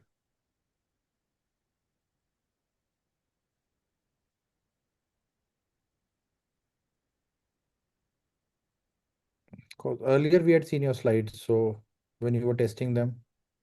Not coming. Maybe would it help if you log in and log out again? And yeah, it's started coming now. We can see has started screen sharing. Yeah, it's coming. Perfect. Coming. Okay. Yeah, just go to the slide share mode. Thank you, Mudit sir, for this opportunity and platform to present my case. So this is a patient with exudative retinal detachment in a setting of systemic hypertension and renal disease. So diving into the case, he's a 75-year-old male patient. He's diabetic and he's got systemic hypertension and heart disease. He complains of blurring of vision in the right eye when he had presented to us. He had undergone both eyes cataract surgery initially, followed by bell buckle surgery, silicone oil implantation 3 months earlier to the retinal detachment. He was instilling Combigan eye drops twice a day in the right eye. So on examination, his vision was counting figures 1 meter in the right eye, and the left eye was 6/60. And as you can see in the right eye, there's an inferior retinal detachment with the macular involvement. There are RP alterations, fibrin patches with gliosis, silicone oil reflex with bell buckle effect, and surrounding laser marks in the periphery. And the left eye, there's retinal hemorrhages suggestive of a background diabetic retinopathy with macular edema. So we decided to do the OCT of the patient. So as you can see in the right eye, there's loss of retinal architecture. There is SRF pockets, IRF pockets, shallow PEDs, and a thin SRF at the fovea with loss of photoreceptors. And there was a disruption of the choroidal architecture in a setting of a pachychoroid in the right eye. And the left eye shows again nasal peripapillary thickening. There's SRF, there is IRF. Then there is some amount of back scattering from the hard X-ray plaques. And so we decided to do the sequential OCTs, demonstrates the inferior retinal detachment, and we run a scan through the retinotomy scar, and it shows that it's closed. So it's not a failed VR surgery that has resulted in this retinal detachment. The B scan was done to rule out other pathologies, choroidal mass, choroidal detachment, which was all negative. And in this kind of a setting, we had to rule out inflammatory cause for the redetachment, whether it was an infiltrative cause or concomitant AMD, because of the multiple presence of PEDs. So inflammatory causes were all ruled out because the patient's eye was quiet, anterior and posterior segment was there was no cells. And inflammatory pathology, we had sent the patient for investigations. The investigations, the blood, the BP was 170/90, the RBS was 290, the blood urea was 60, serum creatinine 1.5, masquerades workup was done, MRI normal, CT chest was normal, the ultrasound was normal, and the ultra wide field imaging was done. As you can see in the early phase in the right eye, it shows a hyperfluorescence around the disc. There's hyperfluorescence around the circular retinotomy scar. There was staining along the vessels, suggestive of some amount of vasculitis. And in the lower portion, there was staining from the laser marks. And the left eye, again, there was palpapillary hyperfluorescence, background CNP areas, and some amount of vascular staining. However, there was no intense area of hyperfluorescence or point leaks in the early or late phases. So again, the Heidelberg OCT was done, and as you can see there, through the hyperfluorescent area, the scan showed the inferior retinal detachment with some amount of serous PEDs, and there was one PED adjacent that had some amount of hyperreflectivity, and the subretinal fluid had some amount of subretinal fibrin, and the left eye there was a shallow SRF with some amount of thick subretinal fibrin. So in this setting of intense hyperfluorescence in the macula and the posterior pole, we decided to do an OCTA to rule out if there's any macular ischemia, which turned out to be negative. There was no FAZ enlargement. So then the patient was conservatively managed from our side, and we decided to follow up the patient after 3 weeks. However, what happened surprised us. The vision was reduced drastically from counting finger from 1/60 to counting fingers close to face in the right eye, and the inferior retinal detachment was worsened. There was increase in the intraretinal fluid. There was chytic edema. There was the serous PEDs were elevated, and the subretinal fluid also was increased in the fovea. And the left eye also showed worsening of the IRF, and the SRF was also more turbid. And in this kind of a setting, we had to repeat all the investigations. The blood workup was all done. The blood pressures were found to be 210/180. The HbA1c was 8.9. The blood urea was 90. Serum creatinine was elevated from 1.5 was 5.5. There was immense proteinuria. The ESR was elevated. So we had sent the patient for a renal to the physician for the diagnosis, and he was diagnosed to have acute on chronic renal failure, and he was started on anti-edema measures. There was loop diuretics that was given was torsemide, 10 mg in the morning and 5 mg in the evening. And after that, we decided to manage the patient conservatively. The patient was just given anti-glaucoma medications. And after 3 months, as you can see, what happened is the vision is the same. However, there's a drastic reduction in the intraretinal fluid, the subretinal fluid, the reduction in the inferior retinal detachment in the right eye. And also the PEDs were shallower, but it was persisting. And the right eye, again, the SRF, the turbidity was reduced, the intraretinal fluid, the subretinal fluid, all had become shallower. So the serial OCTs also demonstrate the same finding. The inferior retinal detachment had reduced in both the eyes. So in this kind of a setting, we had some differentials in our mind, first being the retinal exudative retinochoroidopathy because of the bilateral presentation. The patient had a renal dysfunction and was worsening, and the patient was highly uncontrolled, had a highly uncontrolled diabetes mellitus, and probably the thought process was the FFA had aggravated the renal disease. Second in the thought process was a decompensated CSR in an elderly because of the presence of multiple serous PEDs. There was a subretinal fibrin band, pachychoroid, and a chronic subretinal fluid was persisting for more than 3 months.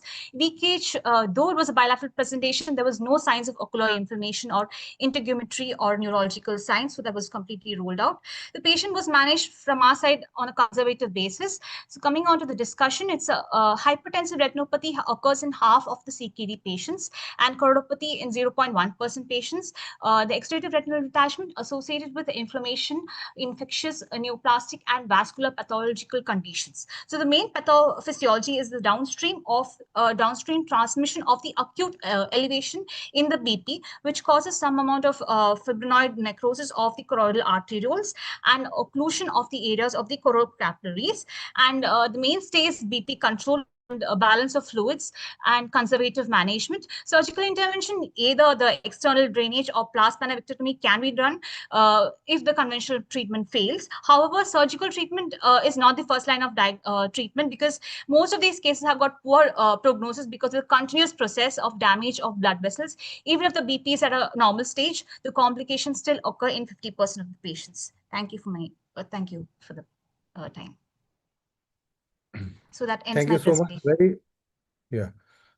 Very interesting case. And I think this case highlights how important it is to understand and keep in mind the fact that a lot of systemic diseases can result in exudative retinal detachment. Blood pressure measurement, and before we go on to BP, I think a lot of our speakers and panel have harped upon the importance of complete blood picture and peripheral smear. But a good systemic evaluation is one of the foundations of evaluating patients of exudative retinal detachment.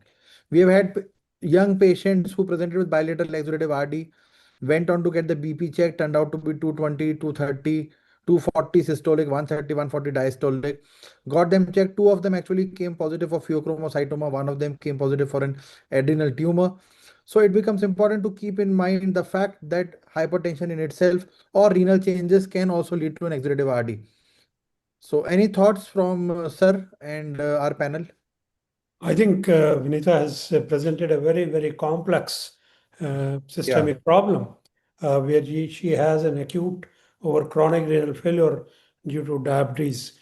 And there is a single reading which has shown diastolic blood pressure at 110.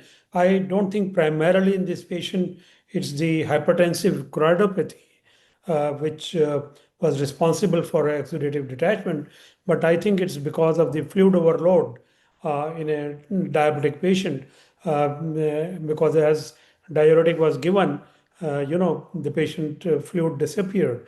So I would think on lines of the renal disease, diabetic nephropathy contributing to this kind of exudation.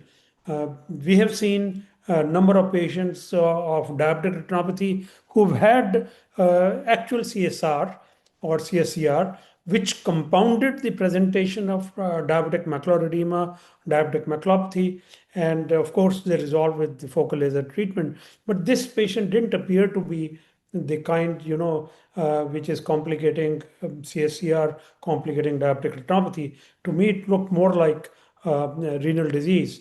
And I think rightly said by Mudit, we need to be aware of systemic association. We need to keep physicians, and in this case, nephrologist in loop for managing, co-managing these patients.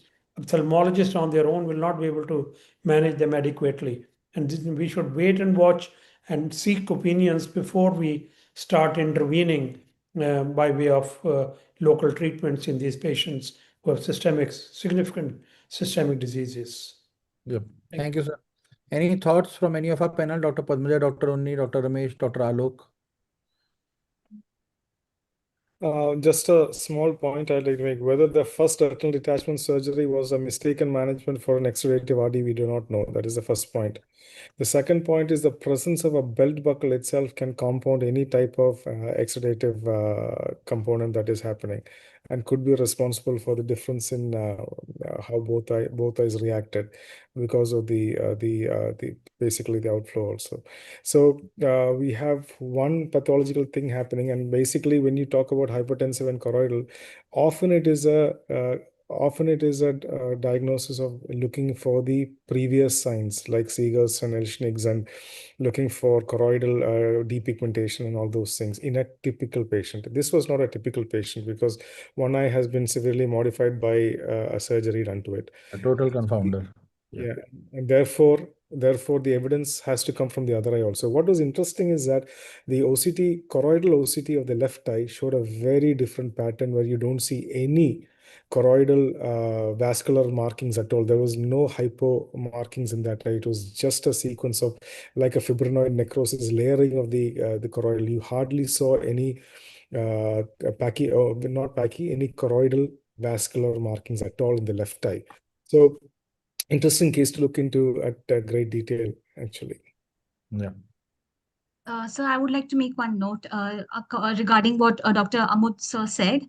So he had rightly pointed that the renal disease is what it points to, the particular condition. Yes, because in this patient, what happened was the furosemide, the torsalamide, it's a loop diuretic was given, and following which since there are studies that say that loop diuretics help in patients with a lot of albumin overload, so it helps in reduction of the fluid, and essentially the SRF and the IRF and the retinal detachment had probably resolved in after the administration of these medications. Yeah. Thank you. So I think great case. What it does show, like what Dr. Amod Gupta sir said, is the importance of systemic factors in cases of exudative retinal detachment. So one more differential of exudative retinal detachment that we need to keep in mind are sometimes systemic pathologies. In your case, chronic renal failure and renal factors, otherwise hypertension. And it's also important sometimes, one last point is sometimes we get a patient checked, and this is a very trivial mistake, but this is something which I've seen happening. People just take blood pressure by just an auscultatory method. It becomes important for us to tell them to be cautious and take it by a palpatory as well, because otherwise you'll end up missing those Korotkoff sounds and mistaking it and having an erroneous measurement of BP. I know it sounds like a very simple thing, but I've seen it happen in front of my own eyes with one of the patients. And when we sent them for a repeat BP evaluation, we found out that the BP was much higher than what had been initially reported. So have a high index of suspicion, evaluate systemically for a lot of these cases. So thank you so much. We now move on to the last case of the session, another very interesting case. And may I invite Rohan to please share his case. Dr. Rohan did his fellowship in LVPI and now subsequently is practicing in Moradabad. So thank you so much, Rohan. And I would also like to thank Dr. Padmaja because she was the one who had managed this case and helped us in understanding this case better. Luckily, she's also one of our panelists, so she can probably shed light upon it after Rohan is done with presenting his case. Rohan, on to you. Yeah, a very good evening to everyone. At the outset, I would like to congratulate Dr. Mudit sir for organizing this wonderful program and giving me this opportunity. I'll be presenting a case of exudative RD in uveal effusion syndrome. So my case is about a 36-year-old gentleman who came with gradual progressive paleness, reduction of vision in both the eye from 1 month. He did not have any significant systemic history.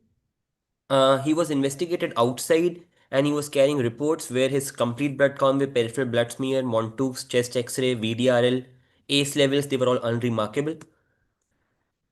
He actually had a drop in left eye vision initially and he consulted a nearby ophthalmologist where he was started on oral steroids Visalon 50 milligram after diagnosing exudative RD. Over next 3 weeks, his visual acuity deteriorated in the right eye and then he presented for further management to our hospital. So his visual acuity in the right eye was 2500 at presentation and left eye was 20 by 800. The anterior chamber had no cells, pupil was round and reactive and intraocular pressure was normal in both the eye. This was the fundus photo and presentation. We can see in the right eye, there are massive exudative RD in the inferior retina, which is involving the posterior pole with some choroidal detachment. And a similar picture in the left eye where there is massive inferior exudative RD and choroidal detachment, which are again involving the disc and the macula and the posterior pole.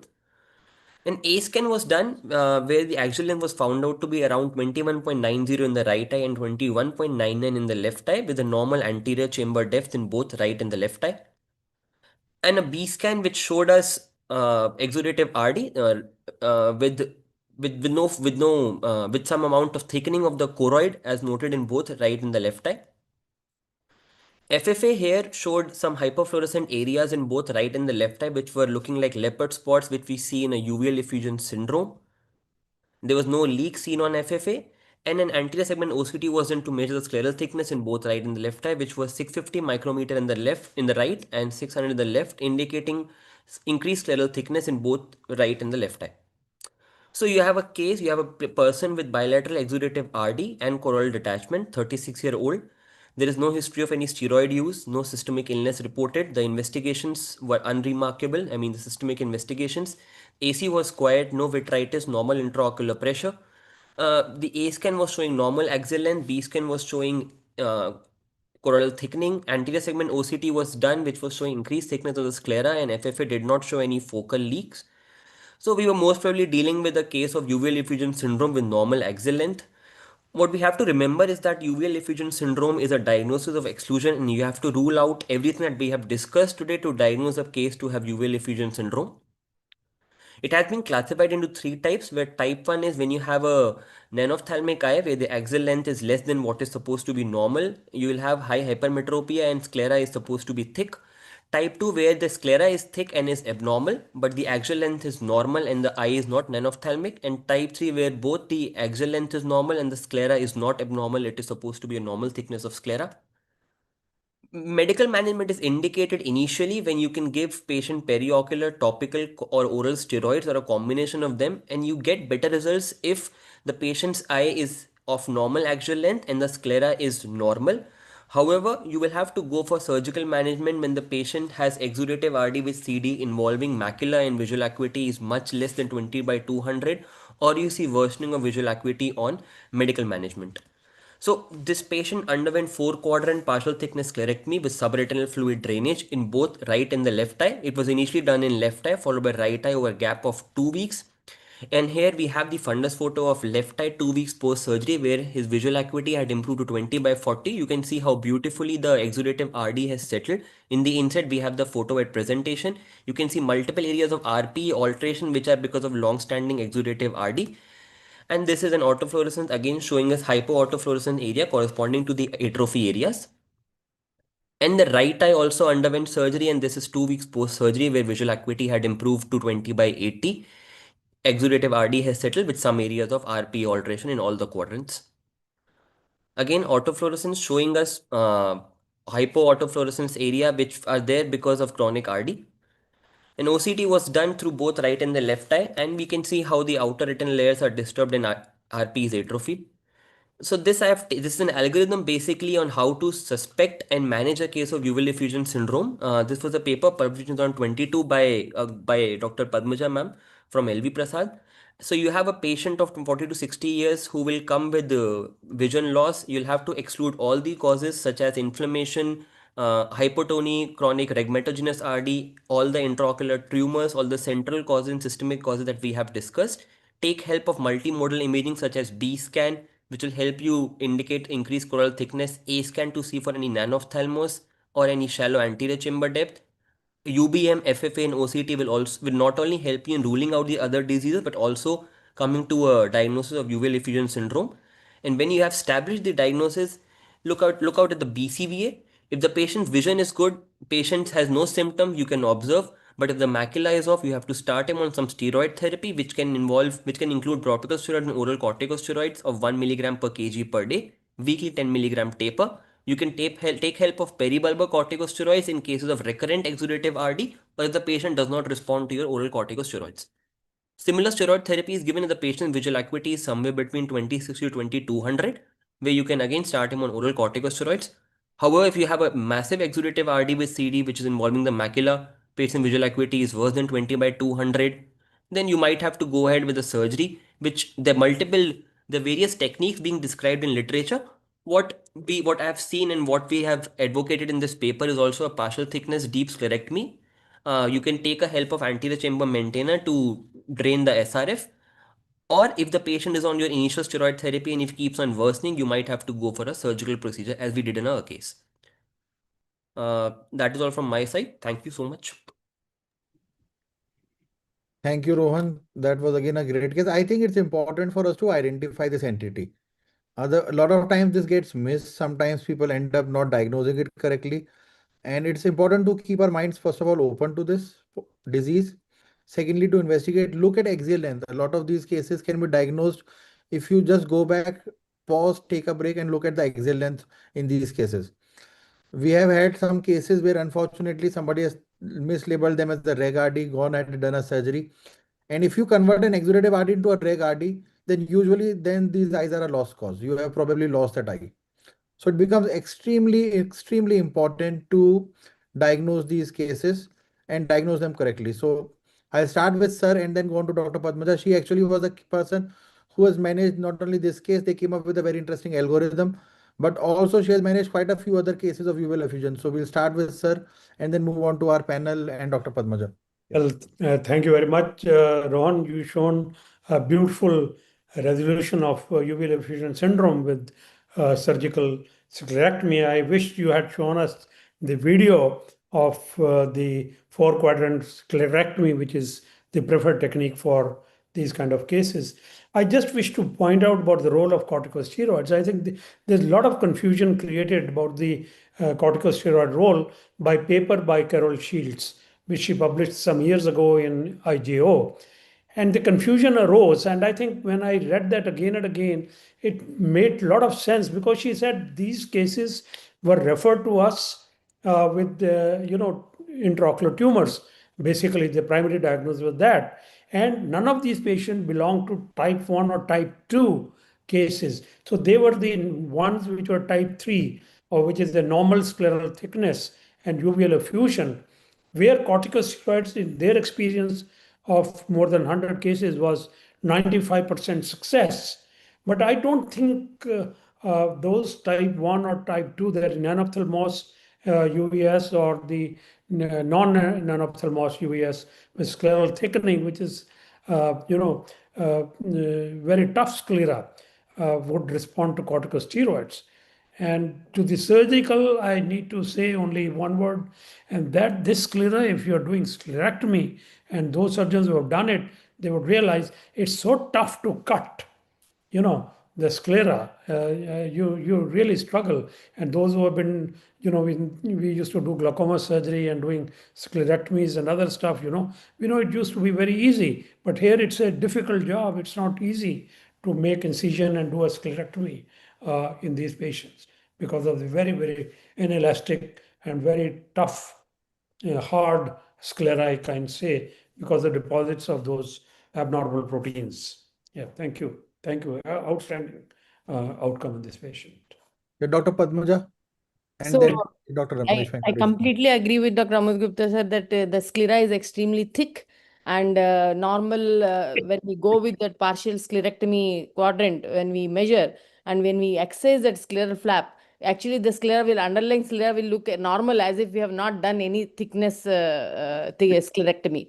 So and we also had in our series of in our uveal effusion syndrome, this article, we had few non-ophthalmic eyes actually responded to the steroids also. So that is where we came up with the algorithm that maybe if the visual acuity is reasonably good and it is not significant exudative retinal detachment, as a first try after diagnosis of exclusion of other conditions, one can try a systemic steroid as a therapeutic trial. For example, the patient that that Rohan has shown also was given oral steroids elsewhere but did not respond. So if it is worsening, then we can take up for surgical management. All right. Great point. Dr. Ramesh Venkatesh. Padmaja madam, means this is a type 3 uveal effusion, right? There is a normal sclera. So how does a sclerectomy help in these cases? And do you routinely do an external drainage for these cases? Because it's very difficult to go through the CD and then reach into the subretinal space and then drain the fluid. So wouldn't have been only a sclerectomy? First of all, how did the sclerectomy help? What was the pathophysiology? And then why do you do external drainage frequently in all these cases of uveal effusion? So even though we say it is normal sclera, if in this case we actually have done axial length is normal, around 21 millimeters, not typically into non-ophthalmic category. Anterior segment ASOCT also we have done, which showed increased sclera, and at the equatorial region the sclera was thick. And we have actually sent to even pathology that scleral whatever specimen, but we did not show any significant changes, but sclera was thick in this area. And in terms of the choroidal detachment, I would say more than choroidal detachment, I would say it was more of a choroidal thickening rather than actual detachment. And anterior segment, when the exudative detachment is so much significant in covering the macula, when you put an I put an anterior chamber maintenance in the same quadrant where I'm trying to drain, and you do around 5 to 6 mm thickness, and you go with a needle drainage, you will be able to actually do a nice drainage, which is a controlled under ACM maintainer. So you will I be think able to drain significant fluid. Of course, if the detachment is less, for example, exudative detachment is not significant, just doing a partial sclerectomy in all 4 quadrants should also help, because we are trying to make the sclera thin so that the translation of the fluid will be aggressing, and then it will help into absorption of the retinal So detachment. this scleral thickness which you showed on the ASOCT, that was at which area? That is in the end. We cannot go to the equator, and we have not Yes, done. yes. Maybe from around paralimbal region. Yeah. Yeah. There is That was just a clue for us. Yeah. So there is a measurement criteria that it has to be 3 millimeters from the scleral spur on an ASOCT. Yeah, exactly. So I think, thank you so much. I think any other comments? Dr. Alok Sen, sir, any thoughts? No, it's an excellent case, ma'am. And I think we have done few cases of sclerectomy, and as sir said, that's very difficult. You have to actually remove the sclera in layers till you reach the bluish, the choroid. So it's very tough to do sclerectomy in these cases. Excellent case. Thank you. All right. So thank you so much. I think we are 10 minutes past 9. And first of all, let me thank all the speakers for their great cases. Let me also thank Vishal and Dr. Neri. George is not here. I had to leave. So great talks for them. And thank you so much to all our panel. Dr. Ramod Gupta, sir, thank you so much for joining us and for sharing your knowledge and insight. Dr. Padmaja, Dr. Unni, Dr. Ramesh, Dr. Alok Sen, sir, all of you again, thank you for such insightful comments and for teaching all of us. It has been actually a great 2 hours of learning. If I may just summarize exudative retinal detachment when we see them, rule number 1, rule out inflammation, rule out if you are seeing an underlying masquerade. Keep in mind or remember the importance of a good systemic evaluation. Multimodal imaging can be a clue in a lot of these diseases. And like what was harped upon earlier, please remember exudative RDs are a sign, not a complete clinical diagnosis. So we need to find out the cause behind why the exudative RD occurred in the first place. So if there are no other comments, then I think we'll wrap it up. I will also like to thank AIOS, Dr. Honavar, Dr. Mathur, the entire team, Dr. Partho Biswas, and the technical support team by Kripal and Sunil ji for facilitating this. So thank you so much, everyone. Thank you for joining us so late at night, for sharing your cases and your knowledge with all of us. And have a good evening, good night. And you can all go back, see this on YouTube, and keep on learning. Thank you once again to everyone. Thank you. Thank you, sir. Thank you. Thank you. Thank you. Thank you all. Thank you. Yeah, All bye. right. Bye. Good night, everyone.